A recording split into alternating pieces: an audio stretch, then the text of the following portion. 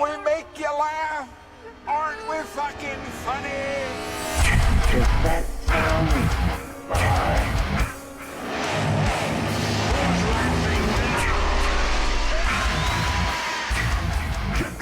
What's the boogeyman? Welcome back, guys, to the Moonjuice Metal and Horror Podcast, the podcast where we live and breathe heavy metal and horror, but not afraid to shit on both of them. Hello. Are we Hello. gonna shit all over this movie today, Mike? I mean, probably not, considering the fact that it's one of my favorite movies, and I do not have much negative stuff to say about it. No. This is a Cronenberg flick, man. There's not It's a too much Cronenberg you flick, can right? say bad about Yeah. a Cronenberg flick. What movie are we doing, Mike? Today we are doing The Fly, an absolute horror classic. No. Just like I said, I've seen this movie like 1,000 times, and it's crazy because I even though it's a horror movie, a real old classic, I never really saw that much people talking about it. No, and the most people I've watched it with, they didn't like it. But yeah, Which is crazy to me. What the fuck? What? I'm not sure how you couldn't like this movie. Like it came out around the time that like a lot of other horror greats came out, so everybody knew it. And it was obviously like the tamer horror movie at the time. Like it's not like blood and guts in your face, extremely scary or anything, but it is body horror. And at the time, and even now, there's like a huge group of people that love body horror movies. It like freaks them the fuck out, and that's why this one got the popularity. Also, I wanted to mention this. I don't think I mentioned this to you before, but you know how there's drinking games for different horror movies for like Yeah. college kids, or if you want to like run a movie at night with a bunch of friends, there's like drinking games that go along with it. There was one for The Evil Dead, the first movie. And what you had to do was every time Ash gets hit in the head, you had to drink, right? Okay. So there's just enough of that in the first Evil Dead movie if you think back to where by the end of the movie you're completely sloshed. Like you're done. You're drunk as fuck. Ash gets hit in the head a million times. There's also a drinking game for this movie that I played in college, and it's every time Jeff Goldblum takes off his shirt, you have to drink. And if you know Jeff Goldblum, the guy loves to take off his shirt. That's it. If you're gonna watch a movie with Jeff Goldblum, just be prepared. The dude is going to be walking around without a shirt on half the movie. He did it in Half the Jurassic movie, yeah. Park. He did it in The Fly. The dude cannot keep his fucking shirt on. So thanks for that, Jeff Goldblum. Appreciate it. Everybody knows what your nipples looks like. Yeah. Well, actually, I never thought about that, but that is true. Huh? Yeah, just Yeah. pick a Jeff Goldblum movie. The guy can't keep his fucking shirt on. It doesn't matter what it is. If the scene calls for you to be wearing a shirt, he's not wearing one. That's his signature thing. Yeah. It's always been his signature thing. I don't know why. He's not doing it now, thank goodness. He's Good like question. he's doing Marvel movies now, so there's no reason for him to take off his shirt. No, he's not doing it now because he's not an idiot and he's old and he probably knows nobody wants to see me with my shirt off. So I'm just not doing it. Now, if somebody can tell Mick Jagger to stop taking his shirt off, we'll be okay. You know what I mean? Yeah, Like we need to get Jeff Goldblum to have a conversation with Mick Jagger. That way, Mick Jagger puts on a shirt when he plays live because the guy's damn near 70 now, right? But Mick Jagger is an entirely different thing. Mick Jagger is one of those guys, I mean, I don't know how old he is, but he still thinks he's in his 20s, you know? I mean, and Jeff Goldblum, I always liked the actor because I like his movies specifically, but he always seemed be a more, like down-to-earth guy than Mick Jagger, no? And you could also see the older he got, the lesser that started to happen where he was constantly taking his shirt off. I mean, the older he got, you can see that in his later movies, no? And clearly, Jeff Goldblum, in my opinion, is a more sympathetic person than Mick Jagger is. Because I never really liked Mick Jagger as a person, to be honest. No, I don't really find him very sympathetic. Also, Jeff Goldblum is known for being a very eccentric actor who always kind of does the same kind of dialogue in all of his movies. Like, it's a bit like Christopher Walken, right? Everybody makes fun of Christopher Walken because of the way he talks. This guy does the exact same thing, and he always has. If you hear Jeff Goldblum talking, you know immediately that it's Jeff Goldblum. Because he sounds weird. He doesn't sound like anybody else. Yeah. That's anyway, absolutely to true. this movie, Yeah, to this movie, there's a few things that were interesting. And I guess, like, for horror, I'm a complete nut, and I usually know a lot of things about the movies without having to look it up, just because this is my thing. But one thing me and Mike just found out that we didn't know. First of all, I didn't know it was a Cronenberg film, so shame on me. Holy Yeah. shit, I should have known that. He's like the Yep. king of body horror. Um, but what I didn't know is that Mel Brooks had a lot to do with the production of this film, and that blows my mind. So we were Yeah. looking up like who Because had anything to do with this movie, and Mel Brooks was the guy who basically financed this film, and he was a friend of Cronenberg because they'd worked on a movie before, and Cronenberg was trying to get this movie made, so he went to him, and Mel Brooks was like, "Yeah, yeah, you can do this movie, and you should." Just do it like to the nines. Make it the grossest thing you can possibly make. Mel yeah, Brooks said that. yeah, He wanted him to make it disgusting. So that's what we got. We got a movie that I'm not really sure, like we were talking before we started filming, not really sure if you could call this a horror film. It's more like a sci-fi film, but it's yeah. so horrific. The body horror is so horrific that it kind of ends up in the horror movie genre. Yeah. I mean, yeah, that's a big discussion. A lot of people, I've had all the people because a lot of people don't really consider it a horror movie for that reason because it's not scary. It's just gross. It's No? disgusting. Yeah, it is. It's It's disgusting. disgusting. Yeah. Yeah. And then I think maybe, we should maybe just shortly get into the cast. No? I already have it up here for Okay, us. go ahead. No? You have, of course, we told about David Cronenberg is the director. Then we have Jeff Goldblum playing Seth Brundle, alias The Fly. We have Gina Davis, no? That's playing his girlfriend. No, becomes his Super girlfriend. young during in the this movie. film. What? Super fucking young in this film. Super young. No, I mean, Yeah. Gina Davis was always pretty hot. No, but Yeah. she's this movie. I think she's insanely hot. No, however, no. Then we have John Getz that's playing the boss and jealous ex of Gina Davis. No. And that's pretty much for the main cast. There are a lot of other people. I mean, George Chuvalo, Betty Lou Gerson, Dwayne McLean, and Carol Lazar. No, but those are all side characters that appear in the movie. But of course, This is the first movie that I ever saw Gina Davis in. But at the time when I first saw it, I never had like a frame of reference because I hadn't seen Beetlejuice yet, right? But Beetlejuice is what I always remember her from. Yes, exactly. Always I remember think her from Beetlejuice. I think Beetlejuice was the first movie I saw her in. No. Yeah. Yeah, I saw this one before Beetlejuice, but I didn't know who she was. And then Beetlejuice kind of cemented her as an actress for me. So when I came back and watched this movie uh last night, I was like, "Holy shit, it was Gina Davis." And she can't be older than like mid-20s in this film.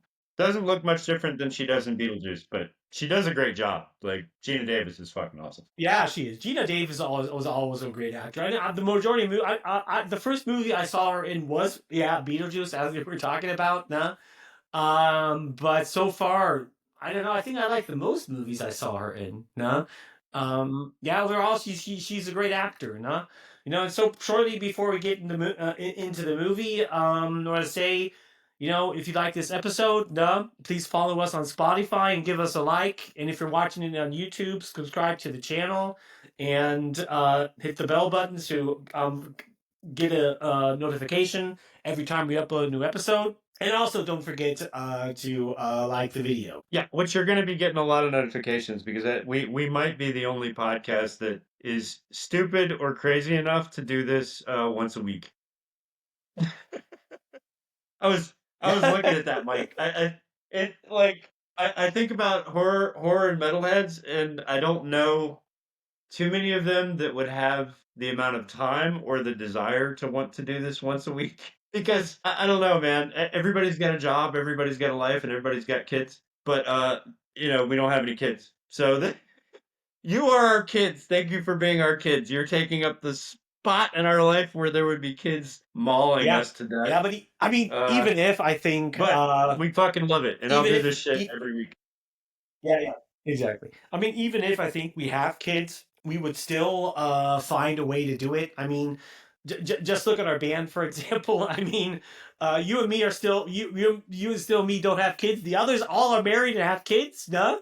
And they're all of us are still finding the time, to still be in a band. So you can do both things. You just kind of have to be, I would say, crazy enough, no? Because Crazy most enough. people, Crazy enough is good. Or at least when kids come along, there's it's like their entire life. What? Yeah, go ahead. Yeah. I think when a lot of people, when kids come along, it becomes their entire life. What's understandable. But I also think even if you're married, you have kids or whatever, I think you should just find a little bit of time for yourself. And I think that goes for both sides. That also goes for if it's the guy or the girl. I think all both benefit from it. If maybe even if it's only like an hour or two a week where they can take for themselves. No. Yeah, but yeah. Well, I've also wondered, like, it doesn't matter what the subject matter is, if it's horror or if it's metal. You gotta find something that you really love. Yeah. Like even if it's just if it makes no sense to anybody else, something that you really love, and then just dive into it and make that your hobby. Because honestly, if you don't, dude, you're just kind of working and paying bills. That's it. You know what I mean? Absolutely. Yeah. And how many people do you know like that? I know absolutely what you mean. Yeah. All right. So I'll let you start it off, dude, since you're like the big fanboy of this film. I mean, I love the film too, but I don't have like the nostalgia level that you do with this. Yeah. So I'll let you go into it, and then I'll just throw a donut at the screen every time that Jeff Goldblum takes his shirt off. Yeah. Okay. Yeah. Okay. Well, good. Okay. Well, let's start out. Well, of course, the movie starts out, basically like in this art gallery museum thing, no? Where you basically see Jeff Goldblum and Gina Davis having this discussion, no? And she is standing there talking to him, clearly not really that interested in what he has to say. And he's telling her about how, this is like he's working on a project that will change the world and blah, blah, blah. And then she basically looks at him just like, yeah, you don't get it, you don't get it among people very often, no? And he's like, oh, you noticed that? And she says, yeah, she noticed it and just walks away, no? Then he's socially inept. This guy is socially inept. Can we take a minute to admire the masterful mullet that he is wearing? Holy shit. This is like he hasn't quite gotten into accepting the mullet, but he's wearing one and he's like, yeah, I think this is okay. I think this is okay. Yeah. It's definitely a mullet. Like, he's got a mullet. Yeah. So if you want to see Jeff Goldblum in a mullet, just for that reason, you should watch this film. It's the only time you're ever going to see Jeff Goldblum with a mullet. So at this point, do we know that she's a journalist, or do we find that out later? That comes out later. That comes out later. No, because he chases her down. No, while she's walking through the hall. No, and then he says like, yeah, but what I have is really going to change the world. And she's like, yeah, I hear that here from everybody. And then he just blatantly looks at her like, yeah, they're all lying. I'm not. And then it cuts directly to a scene where they're driving a tragically bad line. Which is a tragically bad line. I'm not really sure that would work in real life to get this girl to go home with you. But she's hell-bent on getting a story, dude. Because if I'd have gotten in the car with this guy, I mean, I'm not a woman, but I'm guessing. If I'd have gotten in the car with this guy and driven to the place he took her to, I think I would have stepped out of the car and turned around and ran. Because this is a really seedy place that he takes her to. Like, it looks like the back alleys of fucking nowhere. Like, oh, here's the place where I'm gonna rape you now. Yeah, those definitely are the vibes that come across, no? Yeah. And you can still see her the entire time. She's very skeptical because he's sitting in the car like sick or whatever, no? And she's like, is everything okay? And he's like, no, he's travel sick. That's generally he has that issue with vehicles, no? And she kind of has this look on her face like, hey, this guy's a fucking weirdo, no? But I also, from her facial expression, just she always still had this kind of. To me, it came across that there was just something on this guy that she found interesting. That there might be something to his story. No, why she went with him, because it was just the eccentric way he was just caught her interest. No, more or less. No. That's how it came across to me, no? So then basically, just like you say, they come to like this old warehouse thing where like, what the fuck is this place, no? And then he's like, yeah, it only looks that way from the outside, no? Well, when it comes in, I mean, yeah, I mean, it's a warehouse. Welcome so to that's my rape warehouse. I'm sorry. Like, I know I keep bringing this up, but I don't know any woman who would have done this. I don't. Not only that, but she goes as far as to go into the house with him, right? Into the warehouse. And he opens the sliding door, and the apartment is just dark. Looks like it hasn't been cleaned in ages, and it's creepy. And the first thing the guy does is jump on a piano and start playing a fucking song for it. And they're like, how many horror movies you seen at this point, Gina Davis? Yep. Yeah, well, yeah. Anyway. I mean, yeah, if you said, yeah. But okay, just like you said, basically happens. And he's just playing on his piano like it's totally normal or whatever. Because he's just a fucking socially awkward guy. And then and she's really the entire time looking with this extreme skeptical face on the like, what the fuck is this shit? And then she's like, ah, no, I'm getting out of here. He's like, no, you can't go. You've seen too much. And he's like, yeah, right. No? And he's and then he's like, yeah, what do you say to those things? And he said, they just, yeah, they look like modern telephone booths. Is all. So she's clearly the entire time like, yeah, you're just a fucking idiot. No, however. And No? my question is, what And modern then the discussion telephone goes on. booth? What modern telephone booth have you been looking at that looks anything like these things? It doesn't look. They look like something out of an alien film, man. Yeah, I mean that's the thing is you can clearly hear her voice that was just sarcasm. She just came up with the first. She came up with the first dumbest thing that looked out of mind that there's supposed to be some kind of futuristic telephone booths or whatever. Yeah. So that's basically what she had. However, then he sits up and they have a discussion. He says, oh no, this is like a totally new technology. And she's still totally skeptical. Because he says, okay, what the fuck do these things do? No? And he's sitting there, you know, like, you can see in his expression, not entirely sure how he should explain it to him. No? Because, I mean, back in the 80s, teleportation, well, even though through Star Trek known to science fiction fans, it wasn't really common knowledge back then that if you say teleportation, that people knew instantly what that meant. No? Yeah. It's more popular nowadays, but back then, I also remember that growing up in the 90s, if you would talk about the science fiction and stuff like that, and you meant teleportation, to normal mainstream people, I very often still had to explain to them what that meant, even up until the 90s. Yeah. I Yeah, didn't think so- it was odd that even after he told her what it was, she still wasn't sure. It was like after he first demonstrates how it works to her, it takes her a minute to get it. Yeah, And yeah, because I was like, does Star Trek exist in this universe? yeah, it does. Yeah, You know? it does. But Because if it you've seen does, Star but- Trek, you know exactly. I know, what but just no. happened. Yeah. Yeah, I know, but yeah, that's kind of the thing. She's just over skeptical because she just thinks he's probably just some geek that made futuristic looking things. And then he asks her for some object, piece of clothing or whatever he can use from demonstration. And this is the next intro. He's like, "What? Are you fucking serious?" Yeah. because she has no idea how to handle this situation. She is okay. She gives him her stock or sock, whatever. No. Then he puts it in there, starts the entire transformation sequence thing, and then he whispers very shortly in the microphone, "Start teleportation sequence." No, so like it's a super big secret. No? Yeah. However, Yeah. then it shows the teleportation thing. No? And the sock is teleported from one box to the other. No? Then he opens it up, and she's like, "What is that?" No, because she was not sure what happened. He says, "Well, that's your sock." And she's still sitting like, what the fuck? Because not really tired what happened. He says, "Yeah, well, it was teleported from one box to another, dismembered there and materialized there." No? And then he went back, I guess, to the kitchen to get him something to drink or whatever. It takes her a few seconds to realize what happened, that this was not a magic trick or not some kind of sci-fi stuff. Right. And then she turns on her recorder and is like, "Holy fucking shit, and this is so amazing. How did you get it done?" No?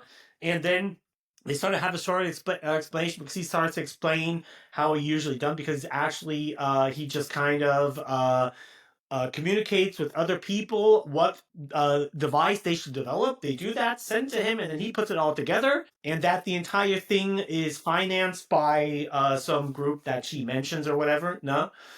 And then the discussion comes to a halt when she starts to change her tape. No, and he starts to get. Then he is super instantly pissed. No, because he didn't know she As was. anybody would be.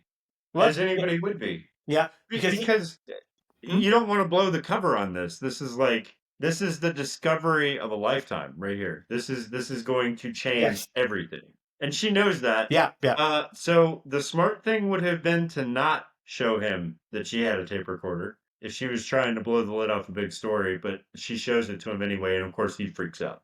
Of course. Anybody would.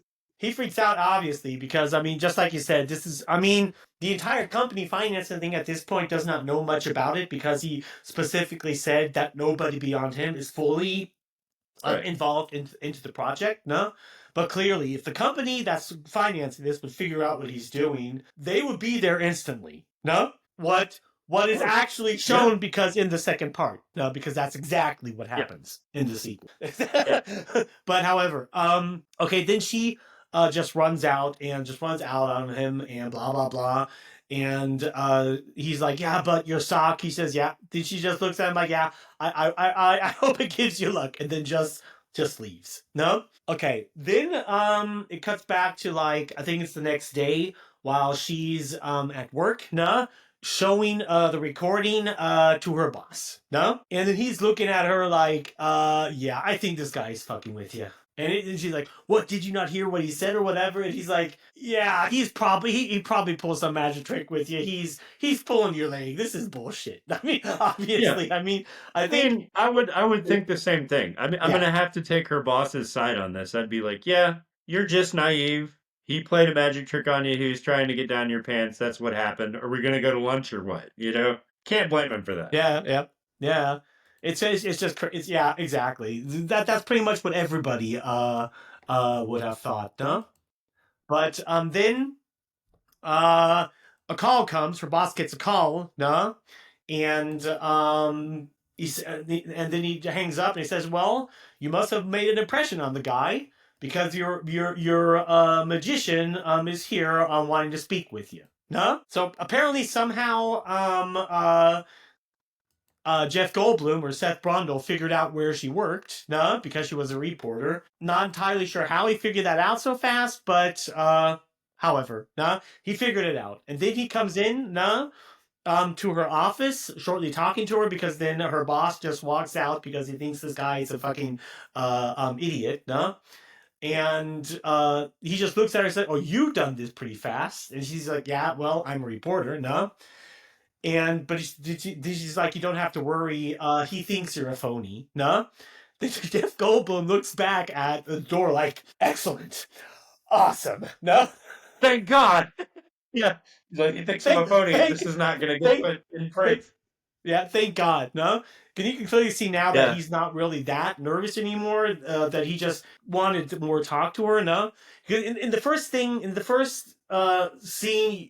I saw it the first time, I also thought he was kind of hitting on her, no? But this scene shows that that's kind of the thing. No. I'm sorry, I didn't mean to cut you off. Yeah. That's kind of the thing. You think that he's hitting on her because he's interested in her, but actually what he's looking for is someone to work with him. Yeah, exactly. That was the whole point from the beginning. Yeah, that's what he says now in this discussion, because he takes her out. They go I think to a fast food to get something to eat. No? Cheeseburger. He says, "I came here to say the magic word. Cheeseburger." This is like typical Jeff Goldblum acting, you know? And okay, then they go to this fast food store and have this discussion. He explains basically everything to her, that he's been working alone the entire time, and that he just wants to talk with somebody about his work, and he just wants some kind of companion. So basically, he wants somebody to work with him, and he's just looking generally for some kind of socializing. And he's extremely bad in it, as you can see, the way the guy is. No? Yeah. And so he basically explains that he has no social life, and that he's all science, and he's been working alone for too long. And the important thing that comes out of this conversation is that he admits to her that he's not been able to transport humans or anything living. It's only been Yes. inanimate objects. Yeah. And That'll exactly, come that's into what comes play out. later. Yeah. Yeah. Because they're having this discussion, no, just like said, and he's basically explaining to her why he was freaking out, no. Right. Just that if it would come out now, all of his co-workers would be on him. Pretty much the company would come and probably take everything away from him, and it's just way too early, no? And she's like, why exactly, how? And then he basically, at this point, explains to her that, just like Matt said, that he can't transport living objects. Only anything that is not living. No? Yeah. So then he basically comes up to this agreement with her that she would get an exclusive writing, that she would basically write a book about the entire thing, and that exclusively she would publish. Yeah.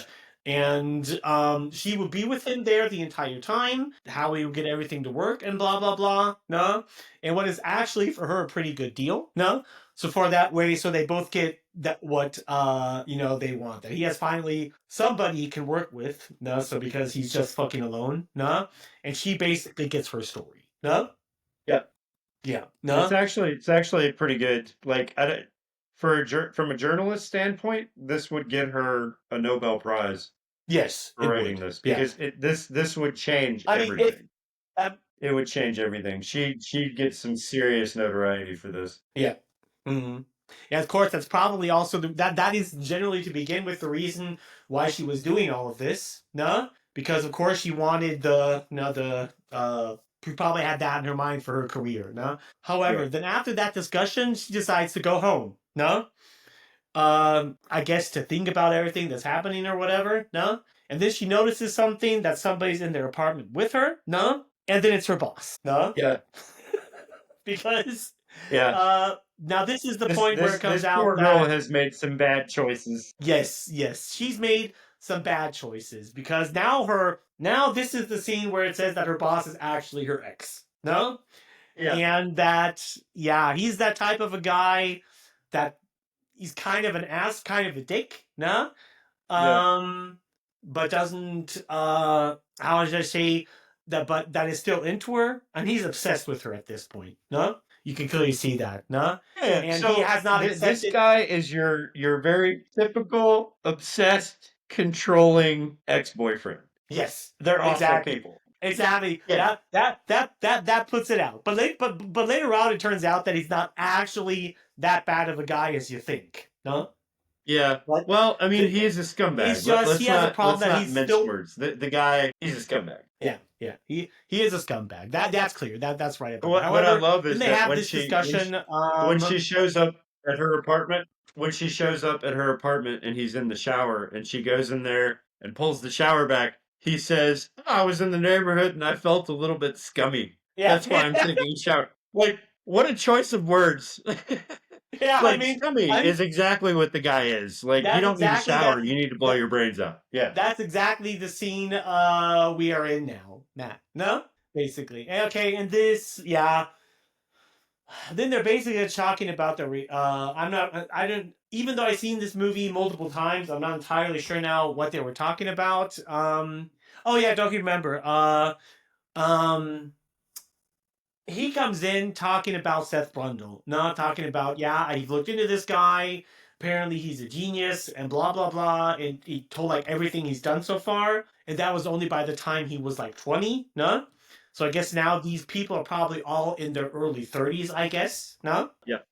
And then she has come back to him and says, I want the key back for my apartment, no? And then he's like, you know what? I think I'll keep it. You know, you never know. And that's like, God. I mean, sorry. What? No, dude, what? Give me my fucking key back. Are you serious? Come on, dude. Like, if any guy tried this nowadays, she would have called the police and been like, hey, this guy's got a key to my house and he won't give it back. Yeah. The fuck? Yeah. But okay. Scumbag. Yeah. Period. He's a scumbag, clearly. Now, however, okay. Then it now goes back to Seth's or Jeff Goldblum's apartment, where they're continuing with the experiment, no? And this is like the first really gross scene that happens, because now they're trying to teleport a monkey, No? And this scene is a rough watch. yes, this one is definitely a rough watch. No? But still not as bad as the second part. No? No.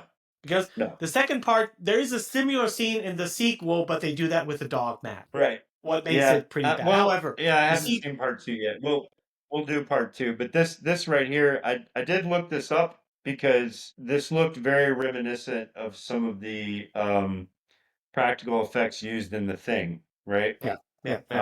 And come to find out, 2 of the guys that worked on The Thing worked on this movie too. Yeah. So that's why. So that's of course, that's the similarities. Because you basically see once the teleport box opens, that basically what the computer did when it transported the monkey is it's also what Jeff Goldblum explains, that it basically turned its inside out. No? By basically reverse everything. What you have it's just super gross, this scene. You have this what used to be a monkey that is now basically running around. No? So it's mush. It's basically an inside out monkey. Yeah. And it's just writhing. It's writhing on the floor on the inside of this pod when it gets turned. But this is also where we get kind of a different explanation of teleportation that I thought was interesting, right? So he explains once this first experiment goes awry, that it has to do with flesh and the interpretation of flesh by the machine, and that it doesn't really understand what flesh is yet, right? And he said what the machine does is it doesn't necessarily teleport exactly what you put in the pod. What it does is it takes what's in the pod and then reinterprets it as what it believes it is, and then tries to make a perfect copy on the other end, right? But that comes differently. That doesn't come at this point yet, Matt. Yeah. Okay. Because basically now she's has a camera on him, and you see that he's just fucking pissed or not satisfied with what happened, and it's kind of a mixture between generally that this monkey died and that generally the experiment didn't work out. I got from his facial expression it's a mixture of those two. However, then he explains basically that he's made some mistake. He doesn't know why. The computer does not really know what flesh is and blah, blah, blah. No? And he's just fucking aggravated as hell. No?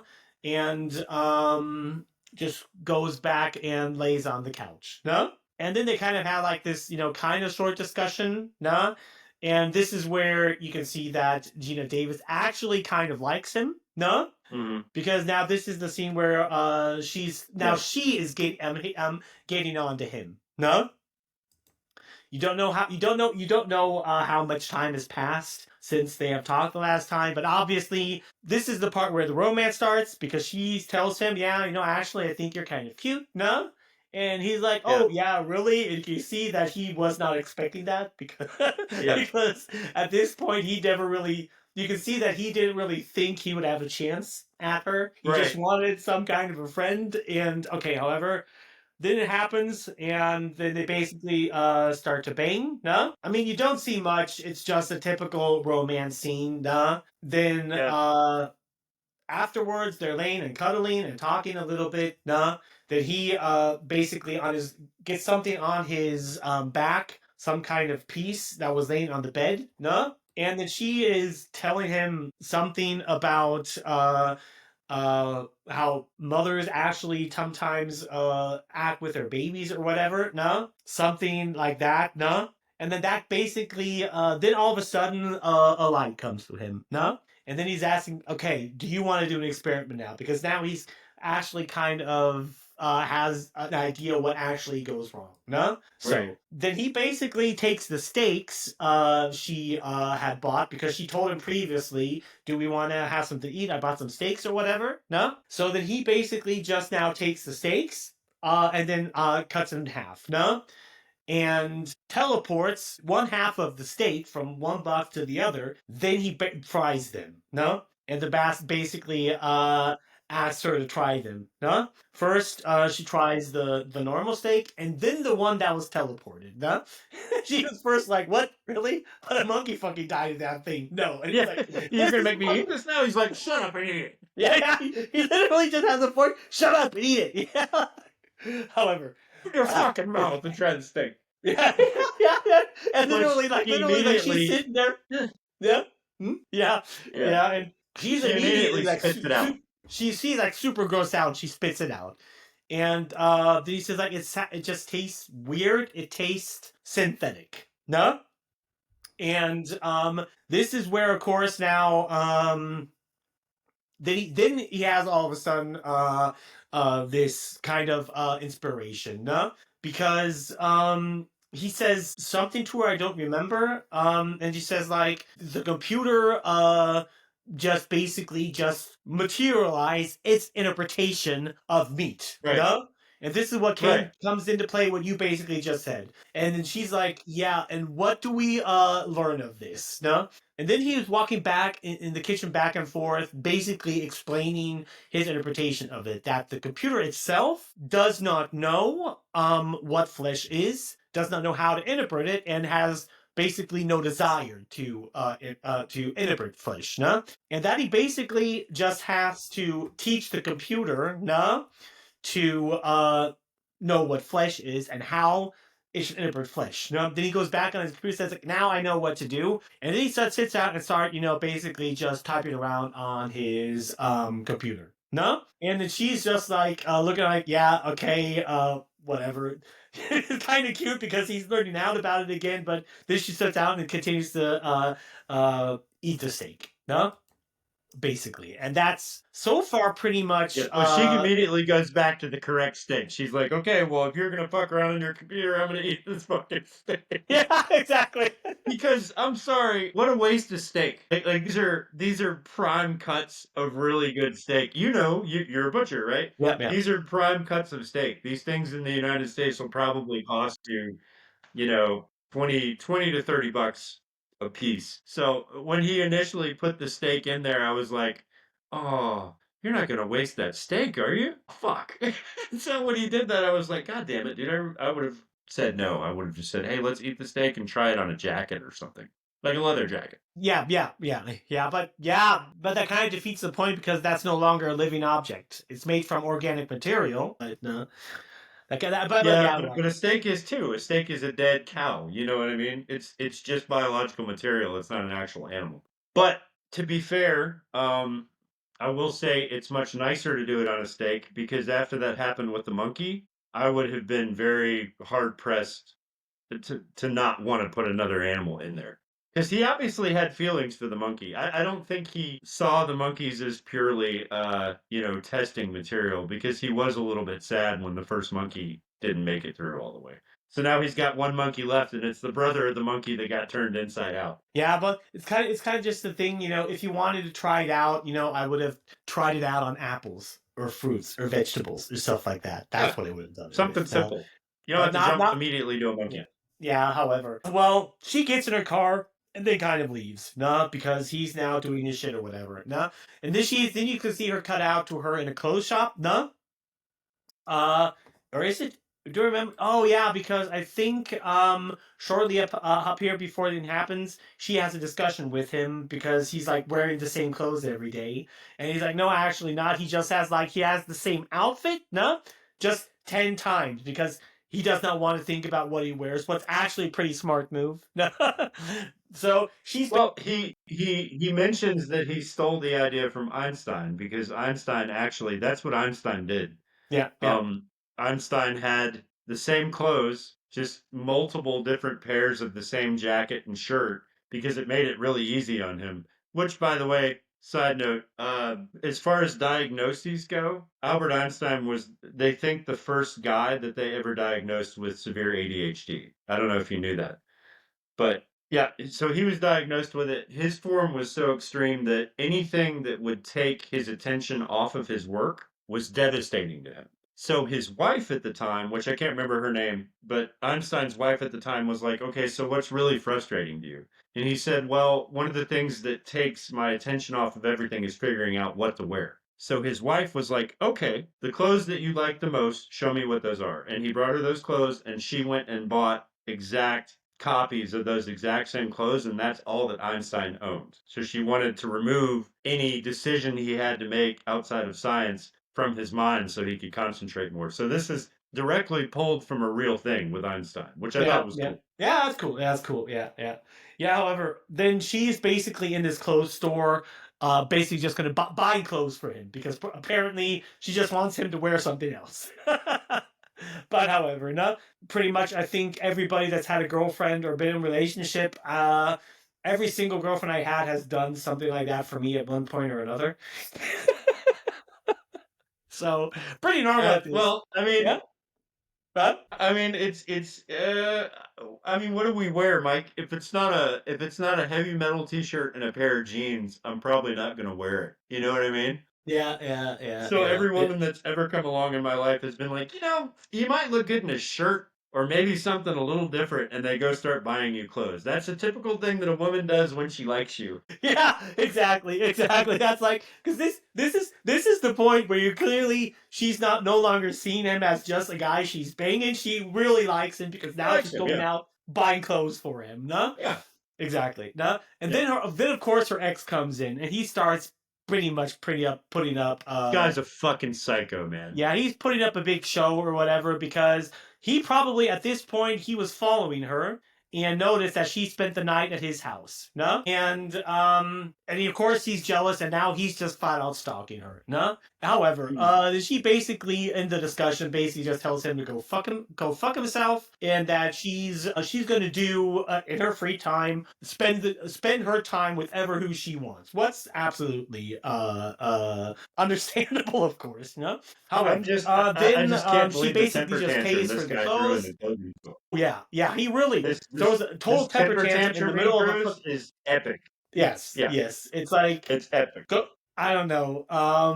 Because she says at one point to him, "Oh, I'm on this story I'm on is huge," and he's like, oh, "Huge? You mean his thing is huge?" I mean, this scene is actually kind of funny, but it's just like God. I mean, it is. This guy's just I don't know. He's a fucking scumbag. As funny as it is, you have to wonder how many women obsessed with her at this like this stuff. Yeah. Yeah. It's kind of weird. I mean, the most women I know at one point or another had put up with some guy like this, huh?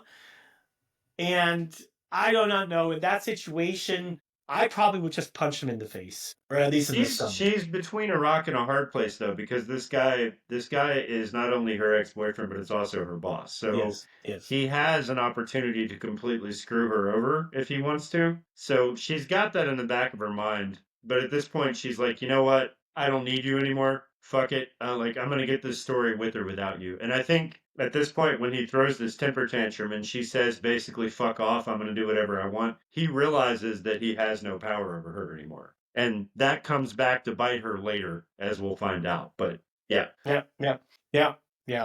However, then it goes back basically to their apartment. No, to Jeff Goldblum's apartment. No, and now he's apparently thinks he's worked out the bugs, no? And is doing another teleportation of the other monkey. No? But this time it works out and the monkey comes out of the other telebox totally fine. So it's probably worse. And now he can also teleport animals. No? Okay, now then they're having a discussion because she's like, okay, what next? Because he said clearly the entire project is going to end with him going through. No? So then he's basically, I first have to do a few tests with the monkey to basically just check and see if everything is okay because you never really know, no?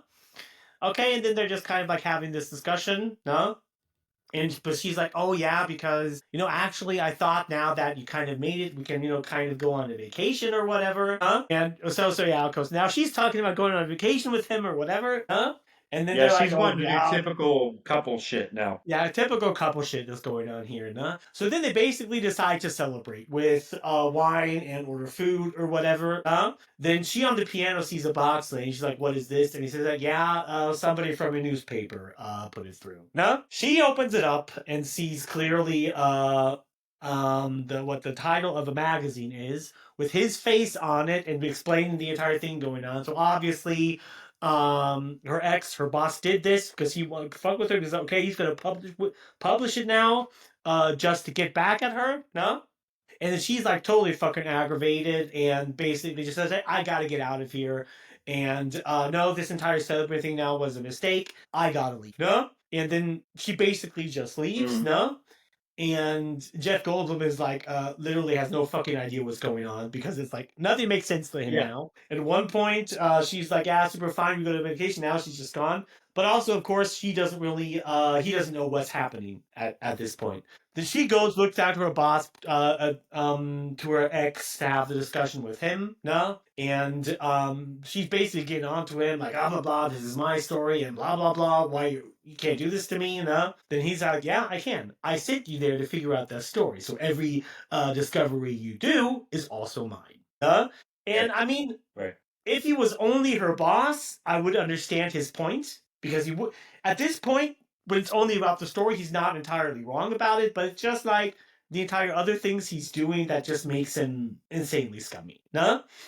Yeah, the guy's a real douchebag, man. Like you need a character in movies like this to really hate. There has to be someone who throws a wrench in the works of everything that's going on. Yeah, but And this guy, I like the way that they wrote him. I like the way that they did the character because he is exactly the kind of person that ruins everything. But because he genuinely, aside from being a stalker and being obsessed with her, he genuinely also cares about her and is worried about her. yeah, And yeah.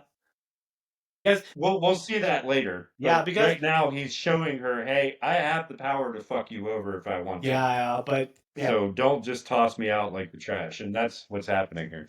Yeah. And however, also at this point in the discussion, he says like, yeah, he does not want her to disappear from his life. No? Right. So this is like the first time where he's just purely being honest with her. No? And then, but still, she comes to an agreement with him, no? That he'll step back off. Okay, fine. At this point, it's kind of where he realizes, okay, he went too far with this one, no? And that, okay, just do your thing. Just like somehow it has to be tied to the magazine or whatever, no?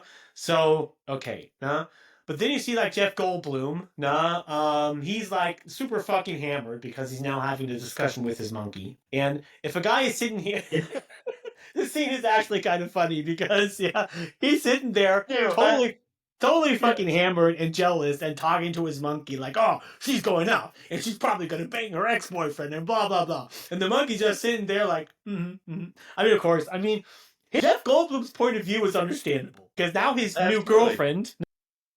Absolutely. In the middle of the night, suddenly leaves and goes to her ex. I mean, I'm going to be honest. I think the most people at that point would be pretty fucking freaking out at this time. Well, so this is the part, Mike. When I was watching it last night, Christy was watching it with me, and she was like, I can't remember if it was her or mom, but she was like, you know what? I completely understand his point of view. Because a lot of people watched this movie, and one of the things that people said was, I don't think he would have put himself through this teleporter without anybody else around because the kinks aren't worked out. Actually, he would, because he not only thinks, one, she's sleeping with her ex-boyfriend when she's supposed to be with me. That's the least of his concern. He feels like he's being used because she's with her ex-boyfriend and they're using his story to make money when it breaks. And so he feels like he has to go through without her being there. That way he has that for himself and she doesn't have it. And that's why he does it. Yeah. I think it's a mixture of all of those things. I mean, he's just superly fucking jealous. He's hammered, and he just makes a fucking stupid, dumb decision because he's hammered. No, but clearly, what a stupid fucking decision. This is like the dumbest decision he makes because if he would have just waited a fucking morning, he probably everything would have probably worked out for him his entire life, and he would be fucking set up for all of eternity. However, he decides now, super fucking hammered, to just go through the fucking teleporter. No? Yeah. And okay, this is clearly the situation where you see where the fly goes into the telebox. The same fly, while he's having the discussion with his monkey, is also flying around in the room. No? Okay, but then you see, like, shortly the door closing, the fly on the outside of the telebox flies into the box with him and is now in it, no? So the teleportation scene happens, no? And he comes out of the telebox in the beginning. So far, everything seems to be fine, no? Nothing out of the usual. And the monkey comes just hop onto him, and he starts to cuddle with the monkey and is like, just like, yeah, okay, well, that was it. Okay. And by this time, That's everyone kind of, playing the yeah. drinking game is already completely drunk because now this guy has had his shirt off 9 times. Oh, right. We totally forgot that one. Yeah, true. This He's had is his the shirt off ninth like time in 9 the movie times. where he's just taken off his shirt. But here's the thing, at least at this point, it makes sense that he's not wearing a shirt. But this is the only time that it makes sense that he's not wearing a shirt. Because I have to wonder what it would be like if you went through the machine with clothes on. Would you come out the other side like a human being that's part clothing, part human being? Don't. Yeah, probably something similar to that happens at the end, no, of the movie, no? Yeah. Yeah, but however, okay, so then now this is like I think sometime late in the night. I'm not sure if it's the same night or afterwards, no? But she now comes back, no? Mm. And is like, "Hi, how are you doing?" Whatever, no? And then he basically wakes up because he's in bed and tells her that he just went through the teleportation thing. And she's like, "What? Yeah. How the fuck could you have done that or whatever?" And blah. "Why did you not wait for the test or whatever?" No. Then he just basically straight out comes out to her and tells her, yeah, he was super fucking drunk, and that he was jealous. No, first he comes up, no, and he says, "Are you still having sex with your ex?" Just straight out, directly, pulls it out to her. No. And she's like, "How do you come up with that?" No, and then he walks through the room, sits down in the chair, and also saying that he was just jealous. No, and that she doesn't have to worry. He recorded everything for her, and then she's happy with that. No, and then it kind of just now working this thing out. She tells him he doesn't have any reason to be jealous or whatever. He was just her ex. It's been over for a very, very long time, but just that he's still obsessed with her, and that you have nothing to worry about, and blah blah blah. So yeah, he's kind of realized at this point that he was just super fucking drunk and he was making it all up in his head. Well, it's understandable for him because clearly I think everybody would be like that in that situation. Huh? Yeah. So, however, then yeah, they basically at this point just there is something I wanted to bring up here though. So Cronenberg, just a little bit of like horror movie trivia for you.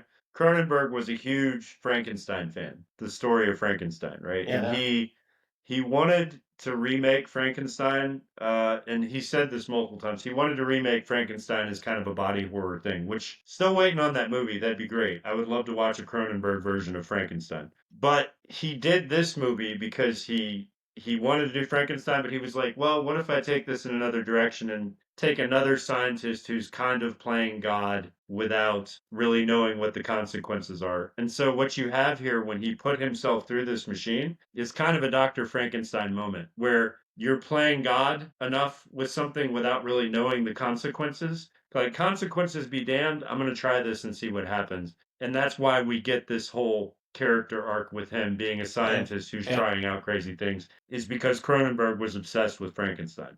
And if you look at the parallels in this film, it's almost 1-to-1 exactly what Frankenstein is. Just interesting horror movie trivia. That's true. Because he never really, this is like a thing he never thought to program the computer to recognize 2 different DNA patterns. That's exactly what happens. Yeah. Because basically at this point, when it's dematerialized, the computer has 2 DNA patterns and does not know what to do with 2 entirely different DNA patterns. Right. So what it does is it fuses both of them on genetic molecular level. No? Basically create now the entire situation. No? In the beginning, this is like you don't see really much changes, not until like the next morning, no? Because in the next morning, when he wakes up, no? He also wakes up Gina Davis, and then you see like him first just walking through the room, no? Then all of a sudden doing these super extreme acrobatic things in the room, where it's like, this guy's like a typical geek, and he goes like typical geek, like this super acrobatic shit going on or whatever, no? And she's just sitting there like what the fuck is going on now, no? Yeah, because this is clearly seen that establishes that something's happening with him, that he's somehow changed or whatever. No? And then after this scene, they decide, apparently, I guess, to go on a walk or whatever, because I think after that they're walking out through the street, and basically just as a couple spending the day together or whatever. And then I think they go to a cafe laden, no? Or coffee shop to just have a cup of drink and It's a something to redneck eat, bar. no? A redneck bar, exactly, no? So then they're basically just sitting there having a discussion, and he's explaining to her what he thinks happened, no? That he asked the computer what exactly did it do to him because he's feeling so different and everything. He's feeling way much better, no? And the computer just said no. The computer basically did not figure out. He just figured out the computer. I just did what you told me to do. No, so then he's trying to figure out at this point what kind of happened, and this is where it gets kind of extreme. No, because he's basically just totally ADHD nerding out, totally oversharing at this point. No, and this is also what's hilarious because they're sitting in this having this coffee, and she's looking at him and straight up has no fucking idea what he's talking about. This is like you have ADHD as well. You probably multiple times where you just overshare on this ridiculous thing, no? And your girlfriend is just looking at you with this look on her face, like I have no fucking idea what he's talking about, but let him blabber, no? Dude, Mike, this scene is my life. Yes. This scene is my life. This is the part of ADHD where I know that I'm doing it. I know that I'm doing it because my mind goes a million miles an hour. And there's some things you shouldn't say, or there's a better way that you could put things. But there's a point where your mouth just says exactly what your mind is thinking. And it's an info dump. And anyone who has to sit there and listen to this has this exact same look on their face that she does right now. They're like, I'm just going to let him keep talking. I'm just going to let him keep talking because I have no idea what he's talking about. Yeah, this is also where you can see that it goes down because he constantly keeps on putting sugar into his coffee, constantly without a break, no? And then she shortly asks him, "Do you always drink coffee with your sugar?" And he's like, "Huh? What?" Oh, and he keeps on going. Yeah, it keeps on putting sugar into his coffee, no? Okay, no? Yeah, well, okay. Well, then it instantly cuts back to them having sex again, no? And at this point, apparently they've been having sex for hours because she can't continue anymore, and she's like, I've had enough. I can't continue anymore. And he's like, but I'm still horny and blah blah blah, basically. And of course, she's trying to get off him because she's had enough, and he still wants to continue. No. Yeah. This guy. This whole thing is set up. It's set up to kind of give you like. Okay, so they kind of give it away because the name of the movie is The Fly. You kind of know it's got something to do with a fly, but he starts to act like a fly moves. You know what I mean? Like the constant eating of sugar, the just constant movement, all this energy he's got. They're hinting at the fact that he's changing slightly. Yes. Right? Yeah, that's actually what all this is about. That's what I think is actually super done brilliantly. Just like you said, no, the sugar thing that acts towards him acting more like a fly, no, and just like the constant movement, like he constantly has a feeling he has to be in movement. That's all the fly shit happening, no. And at this point, also, it's established not necessarily that he's become super fucking strong, because that's a lot of insects usually are way stronger, that are super strong compared to their body, because most insects can lift like 10 times the amount of their own body weight. No? And that in human form is like fucking extreme. And that also comes out now. No? Because at this point, she sees the hair he has on his back. Because this is when you first see it, that he has like kind of insect hair growing out of it. No? And he basically, she wants to get a fucking scissors to cut off these hair because she thinks they're gross. Then he just instantly gets up and pulls out ice cream of the fridge and starts shoveling ice cream like a fucking madman. No? Yeah? And she's there trying to cut off this hair, and he's like, these hairs are super fucking hard. This is clearly not normal. She doesn't understand why he likes them. No? And then when she cuts off one of the hairs, he instantly jumps up like like it hurt him or whatever. No? And then he's like, you know what? You have to go through the telebox now. I want you to go through it now. And this is where he gets super fucking extreme. No? He tries to force her to go through the telebox, and she says, no, I don't want to. I'm afraid of it. And then this is where he loses it. No? He freaks out on her, kidding enough, like, yeah, well, if you're not ready for this yet. You're not ready to be destroyed and to be recreated. And if you're not ready for it, I'm gonna go and find somebody that is ready for it. And then she's just staring at you, looking at it like, you know what?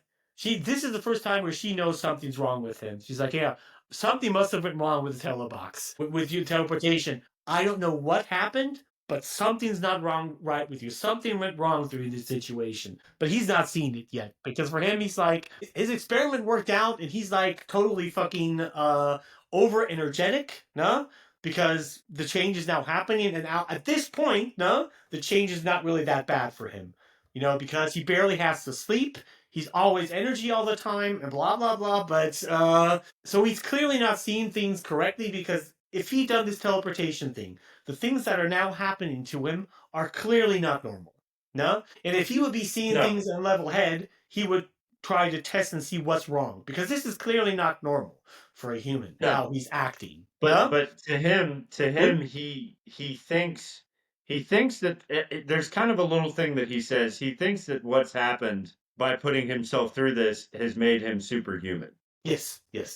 He thinks that it's taken all of the bad parts of him and made them better. The interpretation of him that the machine made is a better interpretation of him than what was. And he wants her to go through it because he wants her to be the same as him. That's the whole point, right? Exactly. And when she says she doesn't want to do it, he can't understand it because he doesn't see how crazy he looks. And then immediately, with ADHD fly brain, is like, we'll go find somebody who will, and leaves. Yeah, but this is also the scene. I forgot to explain that exactly what you just said. No, but at this point, shortly before it leaves, you can already see that something's wrong with him, because you can see, if you look in his face, how he's having piglet everywhere. Like his face is really starting. He's got pimples all over his face. He's got pimples all over his face. So he's at this point already starting to look bad. No, and so he basically just, now you see him walking out on the street. You have like this dramatic music, no? That's pretty supposed to show like he's just kind of a little bit out of his mind at this point. No? And not wearing a shirt. Yeah, he's not wearing the shirt, only his leather jacket. Then he walks out on the street eating candy bars all the time, eating chocolate bars all the time. Okay, then he comes into this one, like really old, run-down bar, where you have this one girl watching two other guys arm wrestling or whatever, no? And he starts a discussion with her, no? Like, basically he starts hitting on this girl, and then one of the guys that are arm wrestling stop, because apparently somehow she was flirting with one of them or whatever. No, did they walk up to him and wanted, like, what the fuck are you doing here, you idiot, and blah blah blah. And he said, I bet $100 I could beat each and every single one of you. No, and then they must. I love this scene. They pulled out the list. Oh yes, I can. So yeah. This is what a great scene in the movie. No, then they sit down and they have this arm wrestling scene, and you clearly see straight up to begin with, like, this guy like super fucking struggling just to move his arm, and he's standing looking at them without any sweat or whatever coming up to him. No, nothing. Yeah. Then the tension in the arm wrestling begins, and then you see like a kind of fluid, no, coming out of his fingers or his hands, no, and this is some kind of fly stuff, acid thing, I don't know, some kind of chemical fluid coming out of his hand, no, and then he basically breaks his hand, and you see the bone come out of his arm, no, and then slams his arm on the just table. Fucking breaks it right here, just get a bone sticking out. Yeah. Like, the effects here were good. Like, I have to stop and praise effects. This is one of the best compound fractures I've seen in a movie. Because it does it right in front of your face. Like, the skin breaks, everything breaks, and the bone just sticks immediately through. There's blood. Yeah. Done really, really well. Yeah. And just kind of shows what type of strength this guy has. But if this guy walked into a bar without a shirt on and just a leather jacket on, with pimples all over his face, shoving candy bars in his face, I'd be like, this dude's a crackhead. Probably. I would have arm wrestled him too, because I would have definitely won. $100 for an arm wrestling contest with a fucking crackhead? Yeah. Come on, dude. Anybody would have taken that deal. Yeah, anybody. Yeah, that's why. Also, what these guys do, but they don't actually know what's up with him. Now, I would say the most people in this bar look kind of sick. Does as bad as he does. No. So, however, for some reason, this girl decides to go home with him. No, but she said, "Oh, can we just not go through bars?" So she's okay. So then he decides to basically just go from bar to bar and have a party night with her. But then at the end, he takes her home. No, then he pulls off the teleportation thing again. No, while she's watching. No, And she's like, "Oh, are you some kind of magician or whatever?" Okay, and then he starts banging her or whatever. No, and then it kind of cuts back to like a few hours later. I guess it's probably the next morning or something. No, where he's sitting there like a madman on the bed, like like totally thinking whatever. No, Maniacally, yes. yeah, and then he's like, "It's your turn now." And she's like, "What? I want you to go through." Huh? And he's like, "What?" And he says, "If you do it, you'll feel sexy." And she said, "I already feel sexy." I already feel now." sexy. So he basically also tries to force her to do it. No? And she's even more, hysterical than Gina Davis was because she doesn't even know this guy yet at this point. No? I mean, anybody in this situation, I think, Right. would be hysterical. But then Gina comes in. No, this scene is actually quite funny because then the girl asks, like, "Who the hell is this?" No? And he's like, "Oh, you know what? I forgot to tell you. I also live with my mom. Oh, hi, Mom. This is." Yeah. It is fun. It is quite a funny scene, like I'm just gonna come up with the dumbest thing that can come to mind, and this is this. Yeah, clearly, of course. Then this one girl recognized. Oh yeah, okay. So this is probably his girlfriend or wife, and I'm the one he's cheating on with. He's like, fuck it, I'm getting out of here. No, so then this girl basically just leaves, and this apparently, I'm not sure how long this is, a few days or nights or whatever. No.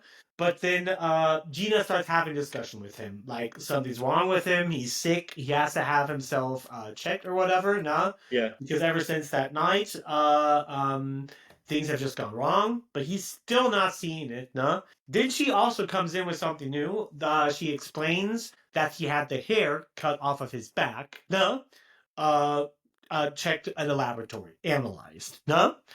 And that's what made her know that something's wrong with him because the laboratory couldn't really figure out what the hair were. No? Because the DNA was apparently a total fucking mess, and that from the structure and the constance, no? Can't think of the English word yet, no?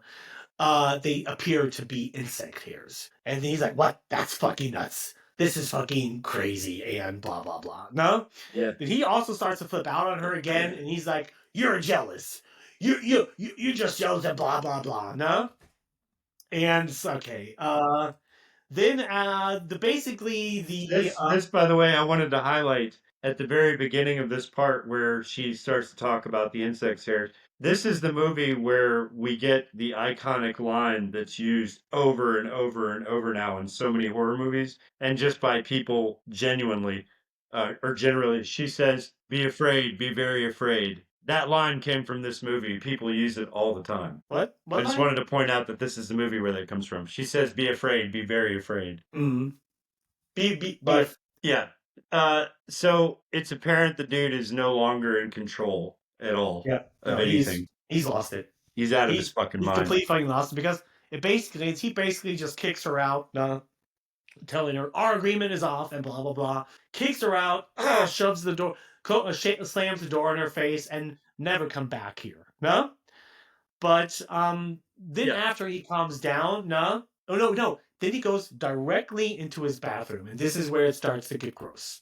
Yeah, this is where you get the Cronenberg touch right here. This is where it starts because he starts chewing on his nail, and then his fingernail entirely comes off. He's like, "Oh, what the fuck is this?" Then he sees something. He squeezes his finger, and some kind of pus just comes out on the mirror. No? Then he first wipes it off of the mirror. No, then he looks at his hand, and he can really see that something's going on. That his hand feels totally weird. There's weird fluid coming out, and then he starts peeling off the other fingernail, and he's like, "Oh shit." No? And this is kind of where he realizes, like, "Oh, the fuck, she might be right." No? And he's sitting down in the bathtub, like, "Oh my god, am I dying? What the fuck is happening now?" No? Yeah. And he's like, because of course, he's rightfully freaking out because he has no idea what is going on. No? What is kind of like, this is where, from this point on, what's interesting about his character, he has these moments between full clarity and his mind is totally fucked up because he's slowly turned into his insect. And this is one of the moments where he has this moment of clarity, not because then he sits down on his computer and actually tries to figure out what's happening and analyzes the teleportation. And then the program shows him that there's a primary and a secondary component. where he's totally fucking confused. He says primary components, that's bundle and blah blah blah. No, there's something where he's not fully understanding now. And then he basically just figuring out on the computer, trying to figure out what actually happened. And he says, if Seth Brundle is the primary compound, what's the secondary one? No. And then it basically just shows up all of the analysis. Then he basically tells the computer to show what it is. No? And then the computer shows him that the second component was a fly. No? Yeah. Well, he's still super fucking confused by it because he doesn't fully understand what happened now. No? So at this point, he's basically just asking his computer. At this point, I don't think he realized that was possible. Right. Yes. At this point, he wasn't really sure this was possible. Even though he's the one who kind of created everything and worked on it, I don't think there was ever a test that he did with two different components. It never happened. Yeah, so this is a complete surprise to him. But now it clicks. Now it makes complete sense to him what's going on. Yeah, exactly. And he starts calling himself Brundlefly. No, that happens, but that doesn't happen till way later. No. At this point, he's still figuring out what happened because his first intentional thought that that he absorbed the fly, that the fly absorbed the DNA into his, because he's still himself, and he asked that to the computer because just like you said, at this point he's super fucking surprised because he did not really expect this to happen. He hadn't planned for it. Right. No, but then the computer says fusion, that he fused Seth Brundle and the fly on a genetic molecular level. And this is one of a super great scene because then he realized it. You see, Jack, how he looks at the computer where he realized what the fuck has actually happened. However, then after that, the scene turns back to Gina Davis. She's in her room. Or in her apartment.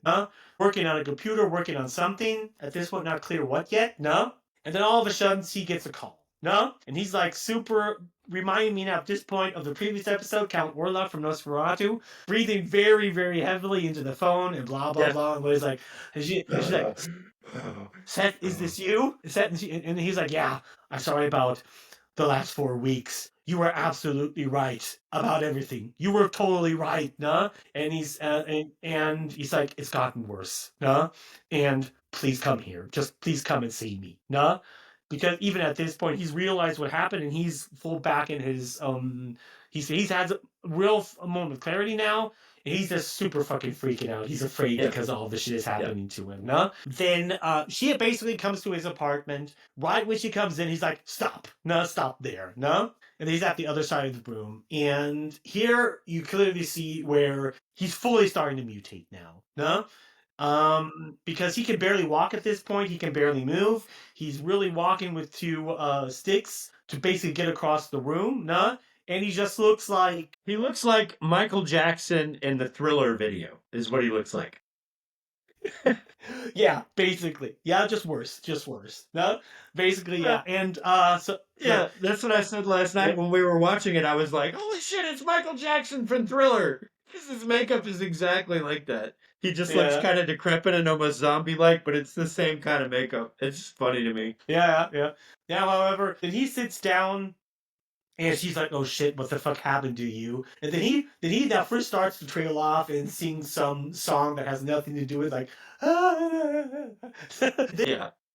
Just due to the fact that he's totally fucking mutating, this entire thing is fucking with his mind or whatever. Then he first doesn't want her to come near him because he's not sure if it's contagious or not. What's happening to him. Then he explains basically what happened. To her. That a fly came into his telebox. And that the computer was totally fucking confused and decided to fuse them. And that he's no longer himself. He's no longer Seth Brundle. He's the spawn of Seth Brundle and a common housefly. And that the computer was not programmed to do this, and this actually should have not happened.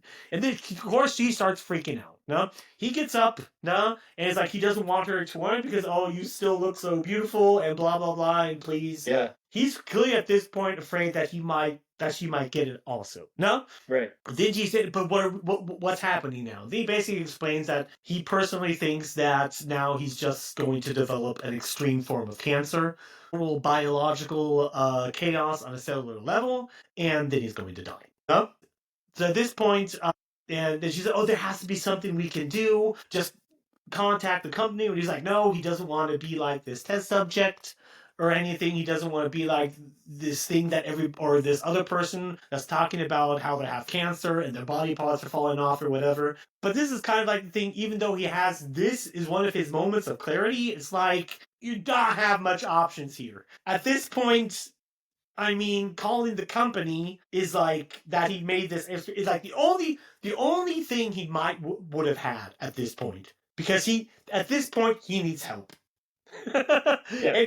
And he knows that, because this is also the scene where his ear starts to fall off. No? And he has this he wants to get something to eat and his puke comes out of his mouth. He's like, oh my god, this is disgusting. I'm sorry, his ear falls off. No? Yeah. And this is, I mean, super gross, by the way. But It's a great scene. This is It's also a the great scene scene. where Because you're wait. Off. No, this is great because I don't know, it's like you get the feeling that he knows what's going on. He's explained what's going on. He's kind of in a moment where he knows he's going to die and he thinks he's going to die. But this guy is also extremely positive, and I like that about the character. He's like, well, there may be like a cool science experiment that could come out of this for kids. So film me, right? No, So that he's happens like, later. oh, that's okay. I thought that was this part. Okay. That happens later, because Okay. at this My point bad. it's clearly because he just looks at her and says, "I'm afraid." You know, and that's Yeah, clearly okay. Yeah, you're that's right. clearly why he called her, because he's totally fucking afraid. He knows he's gonna die, and I think this was a situation he just wanted to see his girlfriend again before he dies. No, because that's his point of view. He's Yeah. just afraid. He just You're wants right. somebody to be there with him because he doesn't know what's happening to him. No, however, then shortly after that, she goes back to her ex and explains what's happening to him, because he also showed the recording or whatever. No, and then her ex is like, "I think he's right. You shouldn't go back there." No, and she's like, "But you haven't seen him, whatever." And he's like, "I mean, it could be contagious. He's fully right. You shouldn't go back there. You didn't." And I mean, his point of view. This is the point. This is the turning point where his character is kind of redeemed through his actions from here point out. No.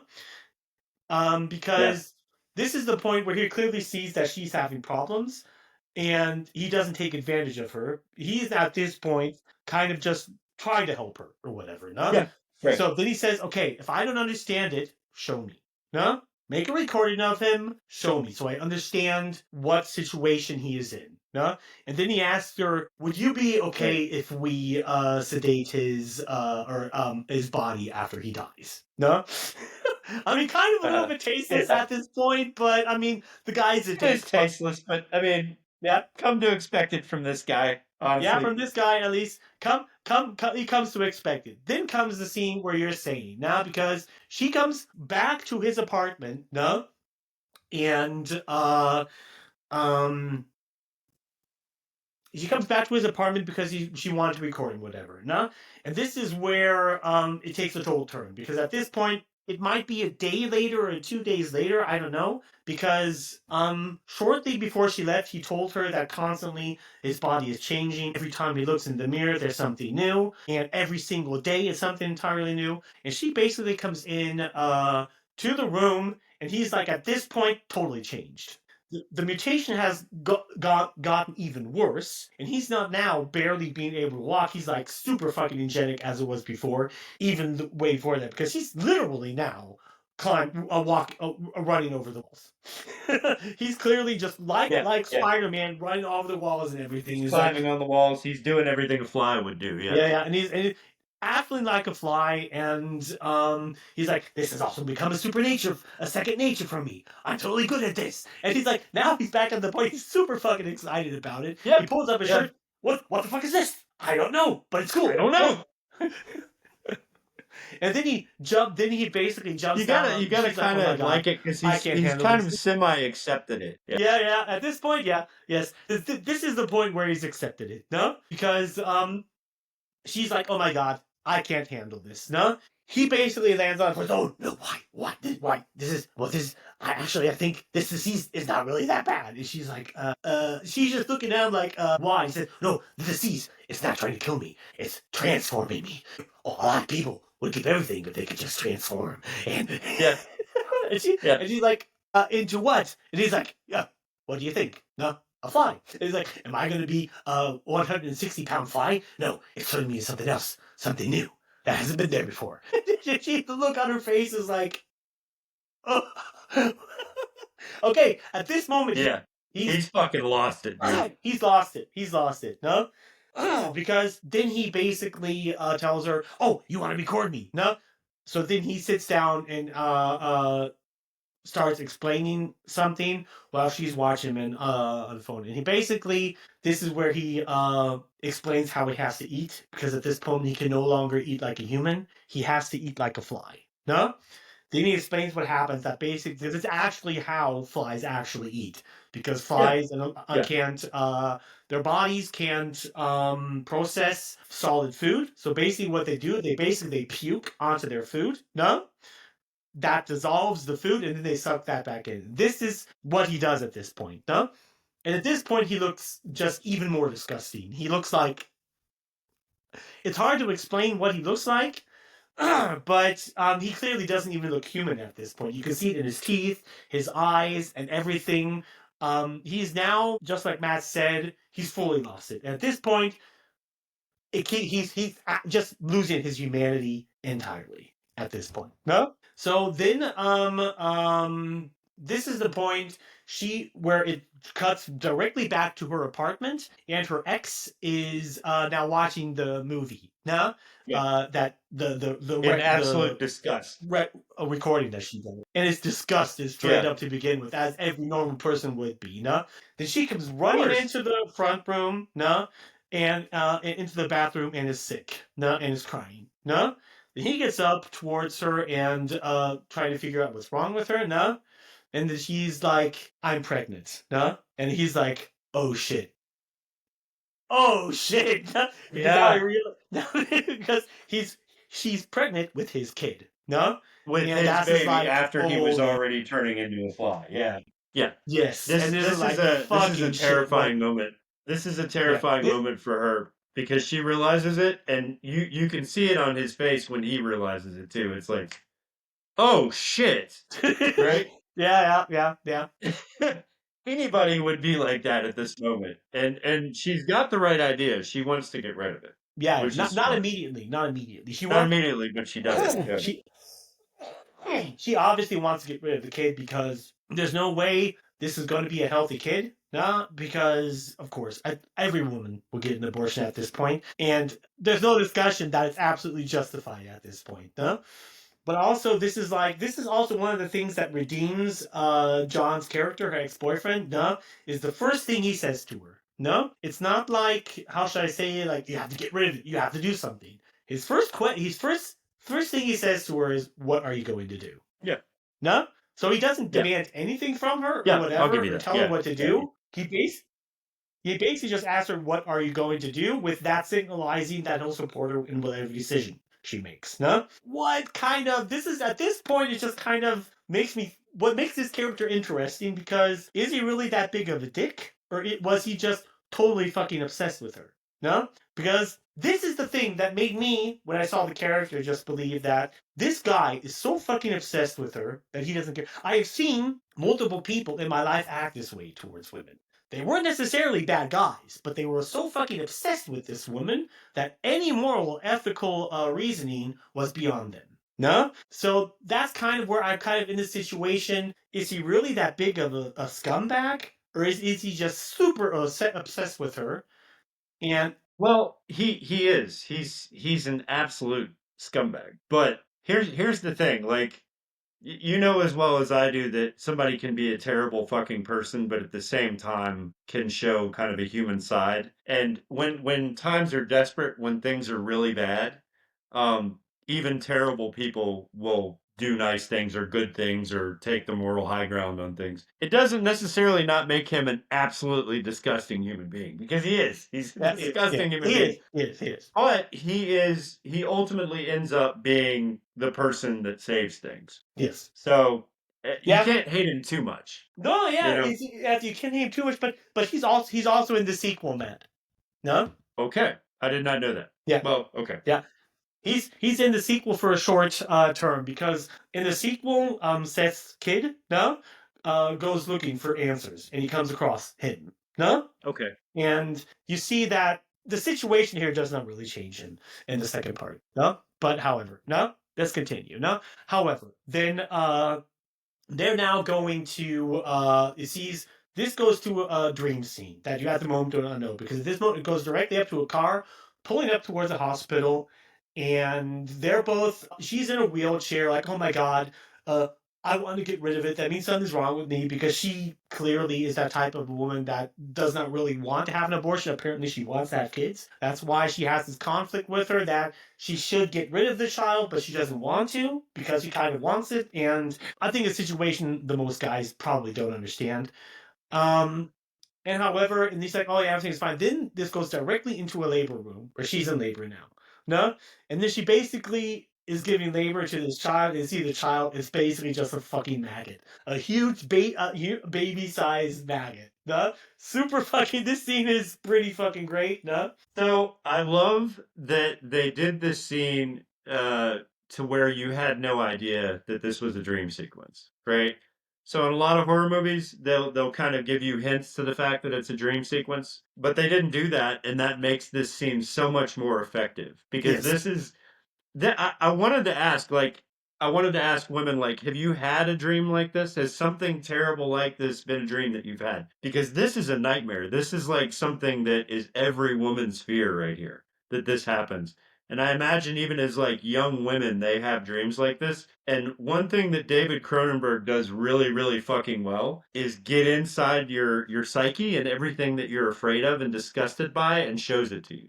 And this scene is a great example of that, because this is fucking horrifying. This is horrifying. Absolutely it is. This scene. Yeah. And I was repulsed by it. I was like, oh fuck, you know? And then you find out it was a dream. I'm like, shit, okay, cool. Yeah.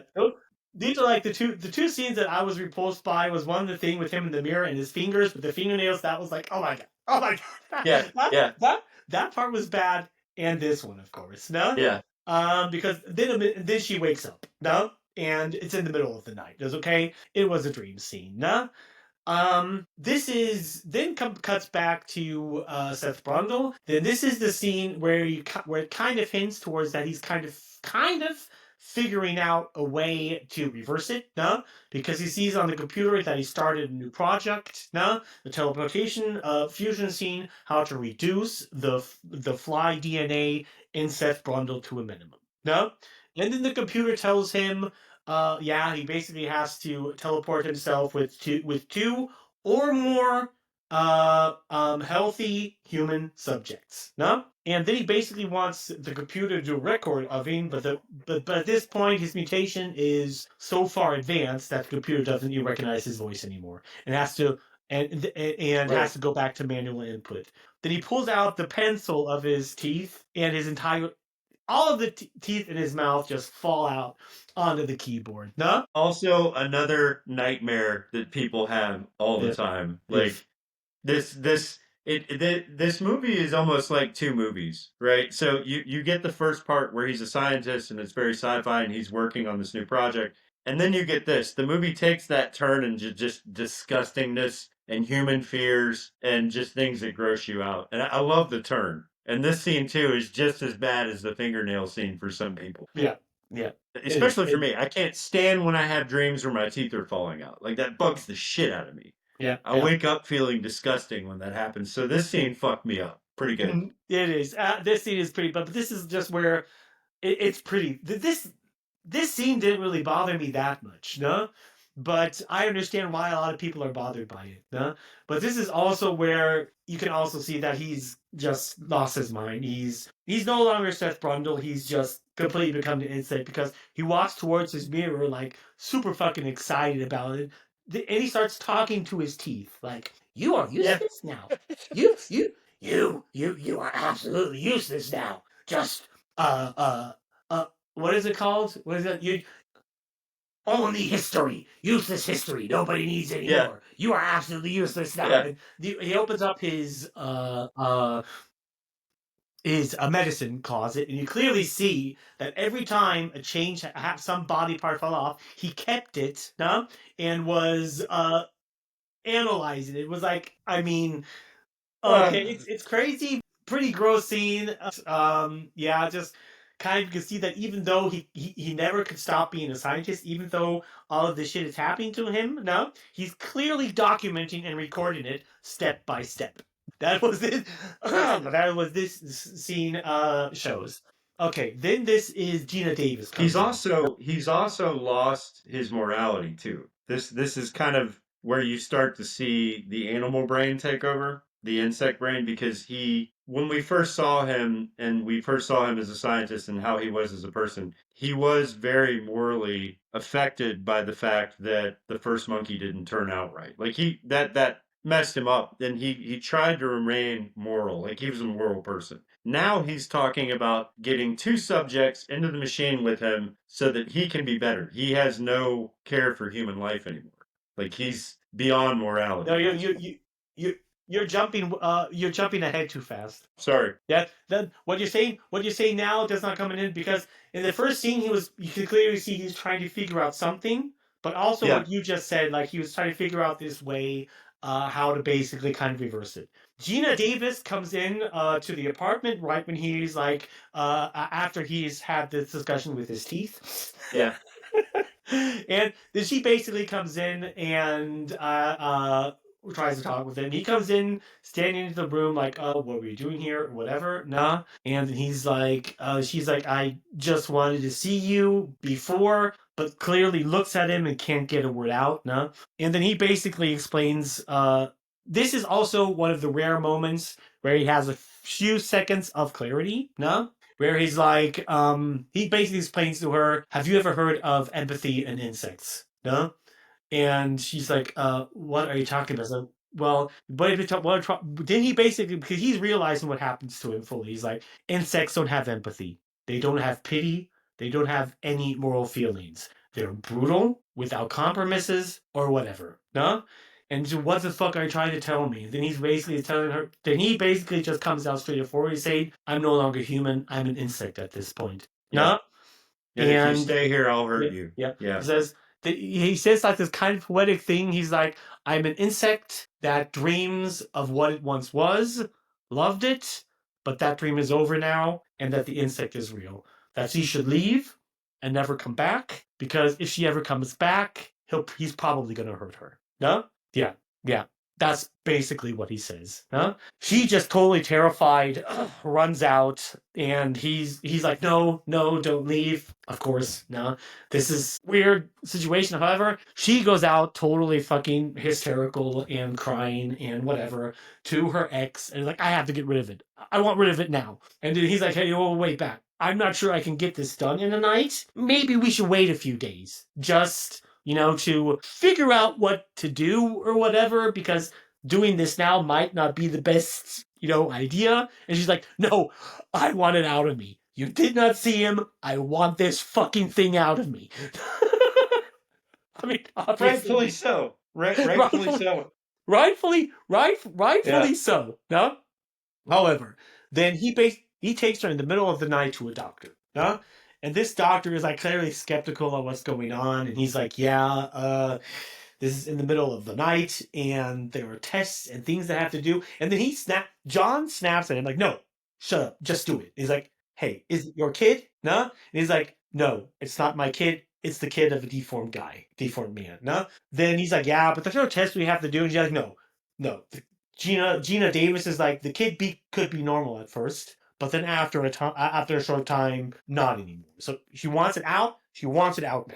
No? Okay, then eventually it cuts back to a scene where Gina Davis is near the doctor, says, "Here, get this on. I'll get everything ready so we can basically start with the test." So apparently there's still kind of medical tests he has to do before he can do the abortion. Neither of us as a doctor can really understand what's going on here. Then you have there's this one room where I have this glass wall, no?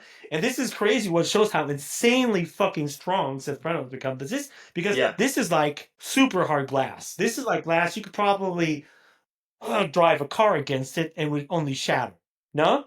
And he just jumps. Yeah, this is that bottle glass that's double paned. Yeah, exactly. It's super fucking hard glass. It's going to take a hell lot of force to break through that. And he just jumps right through it as if it was nothing, no?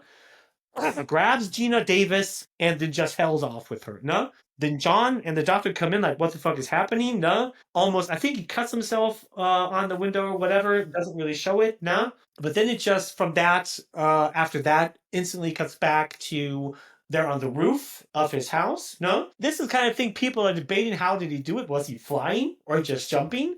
Because if you see how it's kind of filmed, no, it's kind of filmed like he's landing and then laying her down on the floor.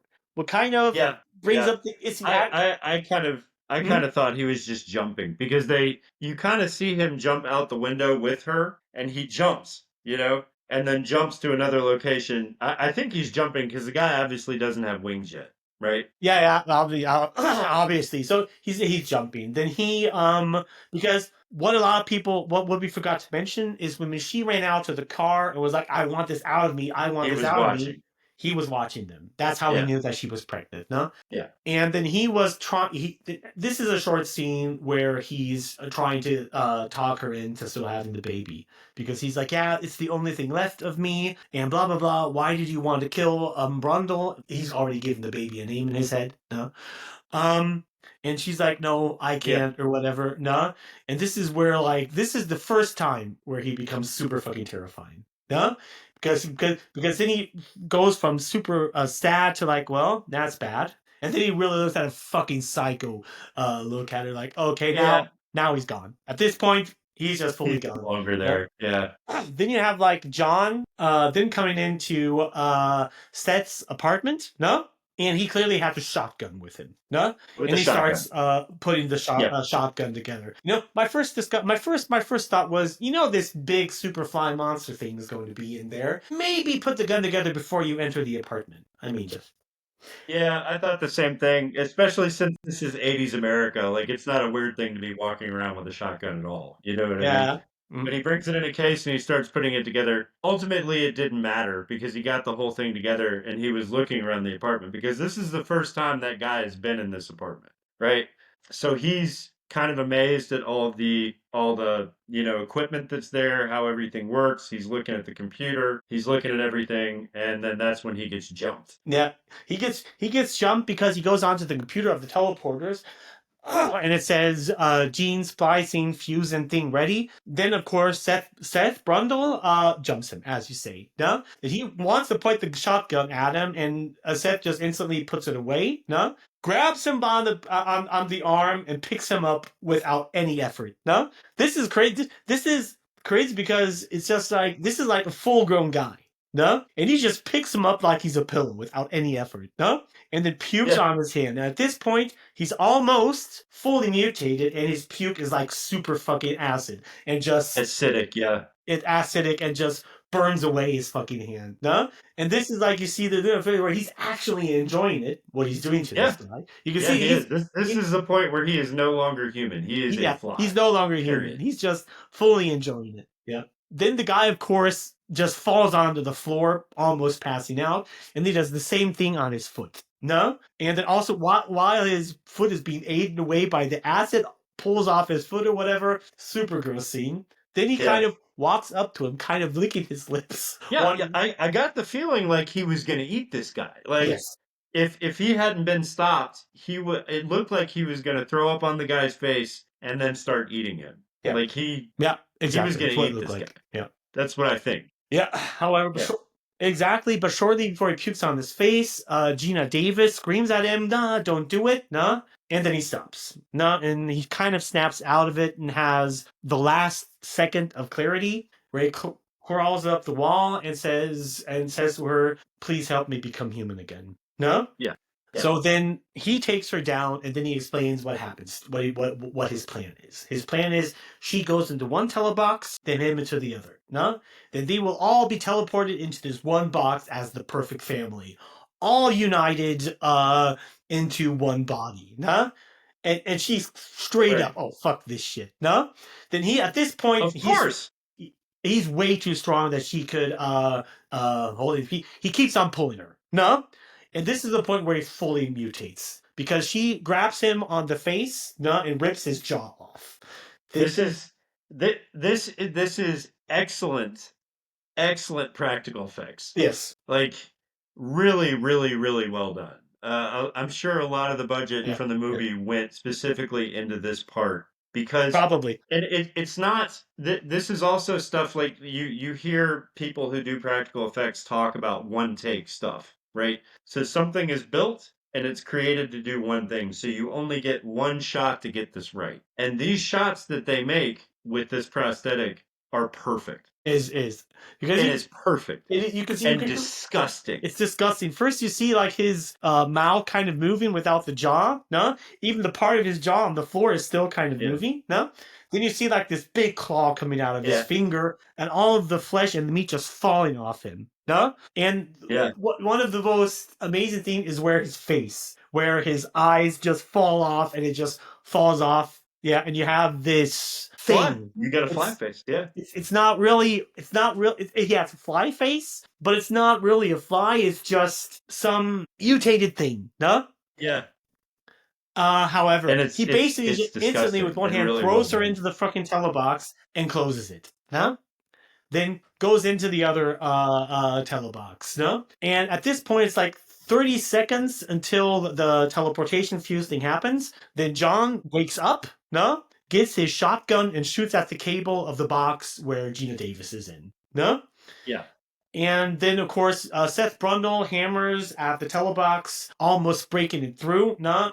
He breaks through the glass of the telebox, gets out of the telebox, and is with one foot in the telebox thing. And in that moment, the teleportation happens, and the teleportation takes him and a part of the telebox and infuses them into the other. Teleports them. No? Then she walks up to John to see how everything is going on or whatever. No? Then you see like the signs of the computer working going up. No? And then the teleportation complete, the computer says. And then you have just like him falling out of the teleportation. Like you see like his fly head and kind of metalish thing on his back while he's crawling towards her. And you have like he has like a tail that's kind of like a cable. Super fucking gross at this point, no? And of course, it's cool. I wonder if a lot of people really understood what happened here, because a lot of people, when they talk about it, the Fly, they're like, oh yeah, because she wasn't part of the box anymore, he just got teleported to another box. And that's not actually what happened. He merged with the teleporter box. So what you see coming out of the final pod is this amalgamation of biomechanics and a fly, and it's fucking horrific, dude. It is horrific. But it also says, the computer also says teleportation of Brundlefly and telebox complete. Yes. So it says that clearly what is done here. Yeah. However, then he comes, just like you say, super fucking horrific. Nah, he comes crawling up towards her. Nah, picks up the gun that she's holding and points it at his head. Yeah. And in her first initial reaction is, no, I can't do it, or whatever, and he's just basically looking at her. No, even though it's still this fly amalgamation thing, you can clearly see his thoughts. Just do it. He's suffering. Yeah, he wants to die. This is his last moment of humanity that you get. Yeah. And then she picks up the shotgun and shoots him in the head. Falls onto the floor, crying. Of course, just had to kill her boyfriend. No. Yeah. And then that's pretty much the end of the movie. Then the credits start to roll. That's the end of The Fly. Don't think they really needed to do too much more with the ending, and I'm kind of happy they didn't, because a lot of these films, they'll show the final showdown and then they'll kind of show you a little bit of what happens afterwards. You get none of that. You get the death of the main antagonist, and that's the end of the movie. And it left it open for part 2 to be made, which I have not seen, but we're going to do that because I want to see the movie and I'd like to talk about it. But I thought from beginning to end, this movie was probably one of the most coherent films that we've done. I just saw it. I probably could have gone through it without needing a sheet and probably not messed it up too much, because it does follow a formula. It's very cohesive. It's easy to follow. The acting's great. Just overall fucking fantastic film. It is. Yeah. Just like you said, not like other horror movies. You don't really have much scenes where it's jumping from time to time, future, past, present situations, whatever. It's very clear a line that's happening through the story. It's very easy to follow. The acting is good, and the practical effects are good. And you can clearly see, either than to the original, from the 50s, David Cronenberg actually did a lot of fucking research into insects. How they behave, what they eat, and blah blah blah. Because the way Seth Brundle is written, specifically after transformation, is just super brilliant. Not even the way when Brundle realizes that he has to eat like an insect. That's actually how flies have to eat. No. Yeah. And you can clearly see that he's put a lot of thought and research into that specific thing. Yeah. No. Well, also, I thought this movie was made in the early 80s, right? And so at that time, I think the most complex computer we had that was actually being used by scientists and stuff like that was maybe like an Apple IIe, or maybe a little bit better than that. And so computers didn't necessarily have the brain or the ability to do what that computer did in this film, but it's done so well that it's believable. And I think that's cool. Like, it's completely believable what happened, even though we're on 80s technology. Yeah. It is, So, absolutely. Yeah. praise for that as well. And how should I say, just like, when it comes to The Fly 2, how should I say it? It's one of those movies, I'm not really sure which one I like more. No? When it comes to this, I would give this movie, I would say, rating, I don't know, I would give it an 8 out of 10. No? Yeah. Yeah. Yeah, no nostalgia, no nothing like that. Watching this movie as if it was the first time I'd watched it, and how well it was done, and the acting, and especially the practical effects. Like, if nothing else, if you did not like this movie, you have to praise the practical effects, because they are fucking great, and they're disgusting. I'd give this movie an 8, easily an 8. Yeah. Yeah, me too. And that's also the thing that I like, the comparison between like the original and the sequel. For me, it's one of these rare cases where the sequel is just as good as the first one. It's just different, because the sequel is, I mean, we're going to do it on this channel as well, but it's way more a science fiction movie than this one is. No? Okay. You have like a lot of the disgusting gore things. I like the science fiction side of this. Yeah. It's clearly because the basic plot is basically, of course, she does not decide to have an abortion. How that doesn't happen is where the company that has been working for Seth Brundle figures out what through. Of course, he's dead or whatever, and of course they see dollar signs. They take everything. His entire the teleportation things, his entire documents, his entire notes. They take everything. Somehow, no, they also managed to convince her to have the child, because that's the beginning of the first part. No. Seth Brundle's child is born. No? That's how it starts out. And the basic plot is straight up to begin with, he's not a normal human. No? He's super highly intelligent, doesn't have to sleep. No? At anything, he ages super fucking fast. Like, you can clearly see when he's 5 years old, he's already a 20-year-old. Holy shit. Okay. Maturity. So not only body-wise, but all from his head. So that's how fast he grows. No? The fly transformation is entirely different in the second part than from the first part. No? What I think is brilliant, it still has the overall similar vibes, no, as the first one, but it does a lot of things different, because it goes into the fact that he was born this way and it was an accident happening to him. No? So even the finished monster he becomes is entirely different from Seth Brundle, because Seth Brundle is a dysfunctional mutant that would not happen. No? This does not happen with Martin Brundle. No, the kid. No? The monster he turns into it's a fucking monster. And it's super fucking functional. He clearly looks like he was supposed to look this way. And to describe him the best, you could say like he has similarities to a xenomorph. Okay. When he fully turns into turns into the Fly. No? Okay. And it's just, how should I say it? Overall, The Fly 2, in my opinion, is just as good as the second one. It's just different. Okay. Well, what movie did we have on the docket next? Do you remember? Oh, wait, give me a second. Jason X. Jason X. Okay. Yeah. Oh, that's a tough one. I kind of almost want to do The Fly 2 next, just because. I mean, if you want to, we can switch Jason X with The Fly 2 and just do The Fly 2 next week. Okay, I'm good with that Yeah. because see now I'm interested because I love this movie when I was a kid, and now that I've seen it probably 2 more times as an adult, it's probably one of my favorite Cronenberg films. Do we know Yeah, if yeah. Cronenberg had anything to do with the second film? I don't know. I have to check that out. When it I'd have to comes look to it the up. practical, I mean, the second movie, just like the first one, uses practical effects. No, Hmm. but I would say, it's hard to explain. It's less body horror, but just more horror. No, Okay. it clearly has the practical and disgusting effects as the first one, just done differently. Because his transformation Okay. is entirely different from the first part. His transformation is basically how it would happen with an insect. No? Okay. The mutations Yep. start to happen, then he spawns himself into a cocoon later on. Okay. No? Then later on comes out as the cocoon out of fully developed flying monster thing. Okay.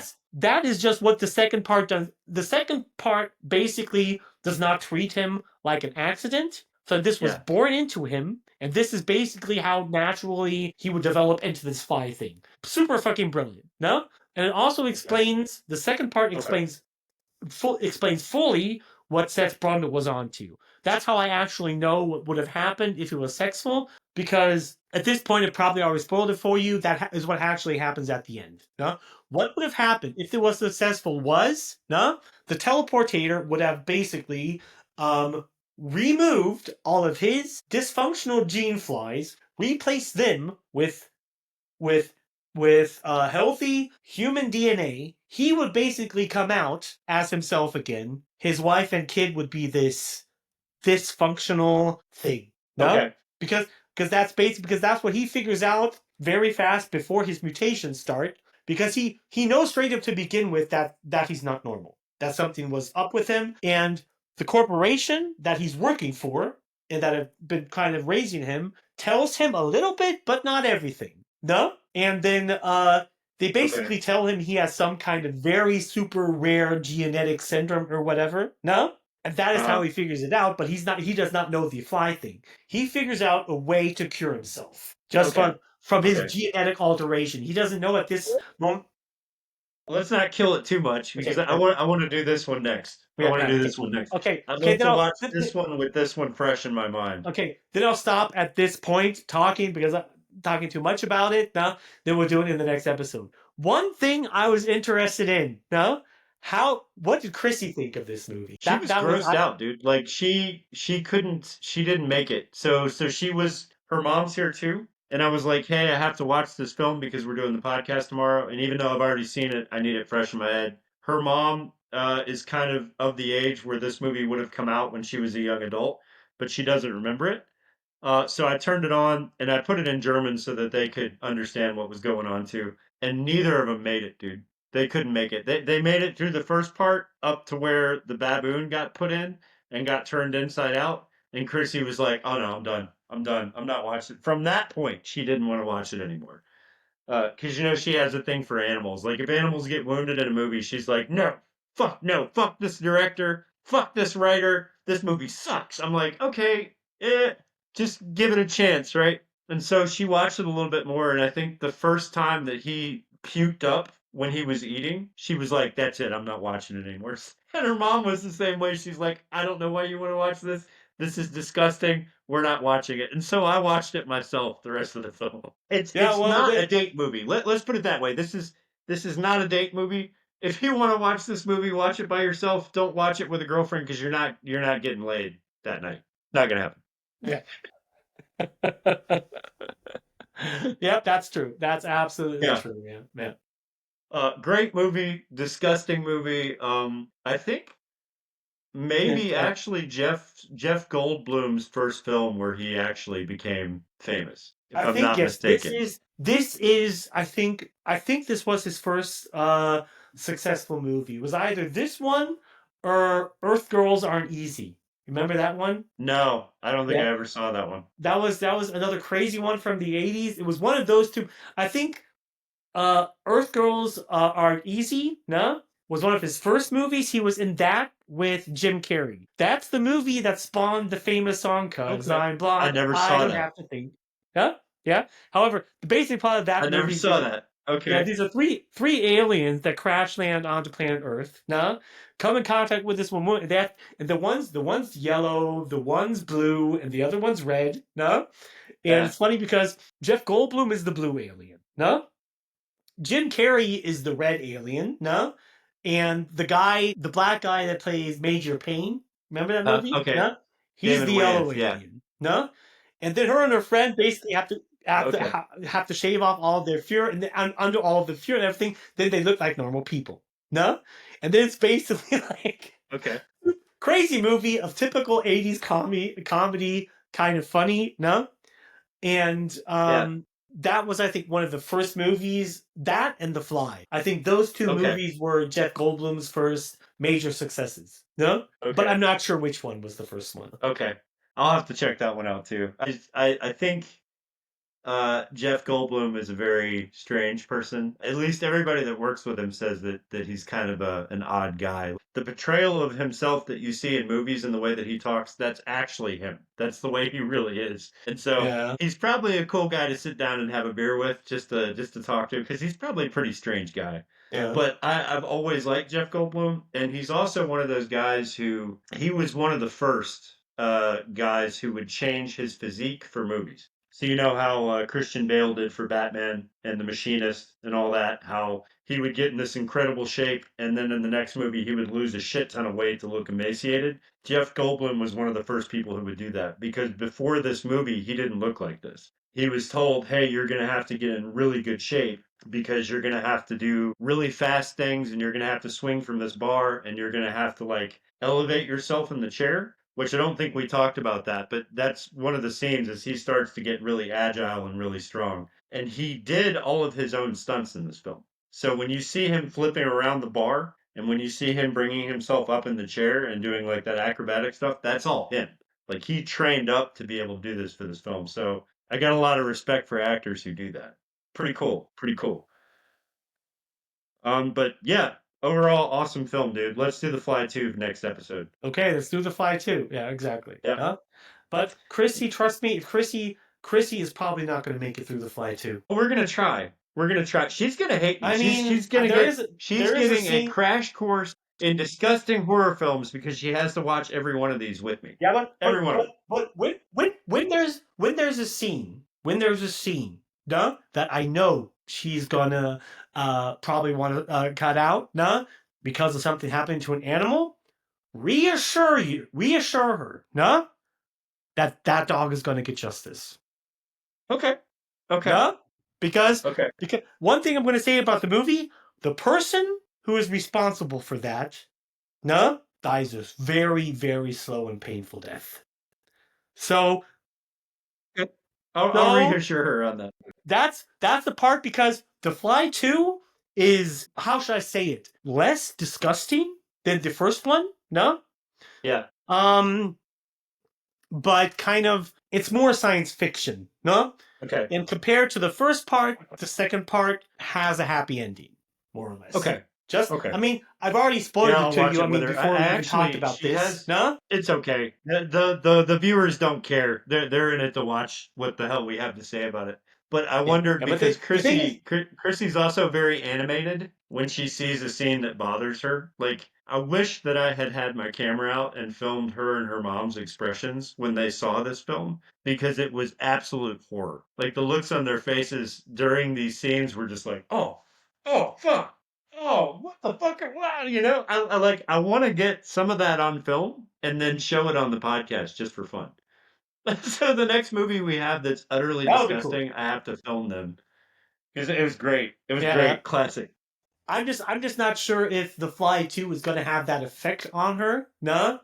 But I don't know. But just like I said, I'm going to repeat myself again at this point. A lot of people had a problem with the fact that The Fly 2 has a happy ending because he manages to reverse the effects. But I don't care about happy endings in horror films. It's fine with me. Like, I'm not bothered when the whole cast dies and that's the end of the film. Some of those are the best ones. Happy endings are also good. Yeah. But yeah, dude, I'm good. You got anything else you want to say about the film? No, not at all. Just that it's one of my most favorite movies of all times, even though it's just one of the movies that pretty much everybody I know hates, but I love it. No, I love it. It's a great film. and that we're going next week we're gonna do The Fly 2. No?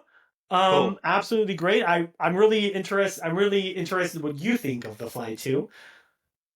Because you said you haven't seen it. Yeah, I yet, am too, because I've never seen it, and Yeah. that feels weird since I'm a huge horror fan. I probably should have seen it. But here's the thing with sequels, man. Like, especially with horror films, most sequels are pretty bad. Yes. I mean, you can agree with that, right? Like, Yeah, there's a yeah. few exceptions. There's probably quite a few exceptions, but you have to take a sequel with a grain of salt. Rarely is a sequel to a horror film as good as the first one. Yeah, but thing is what makes. I mean, you might watch the sequel and might hate it, no? Because the thing is, the fact, generally, the most of my friends hate The Fly anyway, but I'm the one that loves it, no? So it's my opinion, no? But what I think has happened with horror movie sequels is very often they're far fetched, no? They have to create some ridiculous shit that actually makes the sequel possible. No, that's not the case in Right. The Fly. In The Fly, it's clearly stated that she's pregnant. No, and no. Also, everything that happens, the company that was financing his experiments take over everything. No, so that's why The Fly 2. Oh, what does that sound like? No, huh? What does that sound like? That sounds like Alien and Aliens to me. Exactly. No, that's why clearly. Exactly. Exactly. That's the point. That's why. That's maybe why it works. That's why it works, no? Because it's just coming up with the idea for the sequel is not far-fetched. It makes sense, considering the fact it's the 80s, no? And abortion laws are probably, I don't know, medieval times at this, no? So she probably was not going to have the opportunity to have an abortion, so she had to have the kid. And how should I say it? It's just, I love the second part just as much as I do the first part. But I'm really excited to see what you think of the sequel. Okay. I'll watch it. I'll watch it early this next week and start taking my notes. That way, I can give you like a full scope of what I thought about the film. I will say, speaking of sequels, I was watching a documentary because I had to fly back from America, and they have like a selection of movies that you can watch, and I really wasn't into watching a movie, so I watched kind of I guess it would be a documentary about Aliens, the second film, and why that movie got made, and why it works so well, and why everybody remembers that movie almost more than they do Alien. And it works brilliantly for probably the same reason that The Fly works, because you didn't really have to do a whole lot of imagination to bring this movie about, because there was enough of the story in the first one to make this one work. I can't wait until we do Alien and Aliens, because for me, that is one of the rare instances where I believe the sequel is better than the first movie, even though the first movie is arguably a perfect horror film. That's true. Perfect horror film. Yeah. The second one is the same way. It's just that they went kind of a different angle with it, but didn't have to create this elaborate story that was unbelievable to make it work, just like this film. So we'll have to look and see when Alien and Aliens is on there, but we might have to get a guest in for that one, because that would be a fun movie to go through with 3 people, both of them, honestly. Yeah. But yeah, Totally. okay, dude. Totally. I'm good. Yeah. And Fly 2 next week, right? Exactly. Fly 2 next week. Yeah. Okay, guys. Yeah, great. Or Metalhead. Sorry we didn't talk about a whole lot of metal this time, but I guess we'll do that next time. Yeah, Whatever. next episode we'll do it. Yeah. Okay, so until next time, I'm Matt. I'm Mike. See you guys later. The blackest eyes, the dark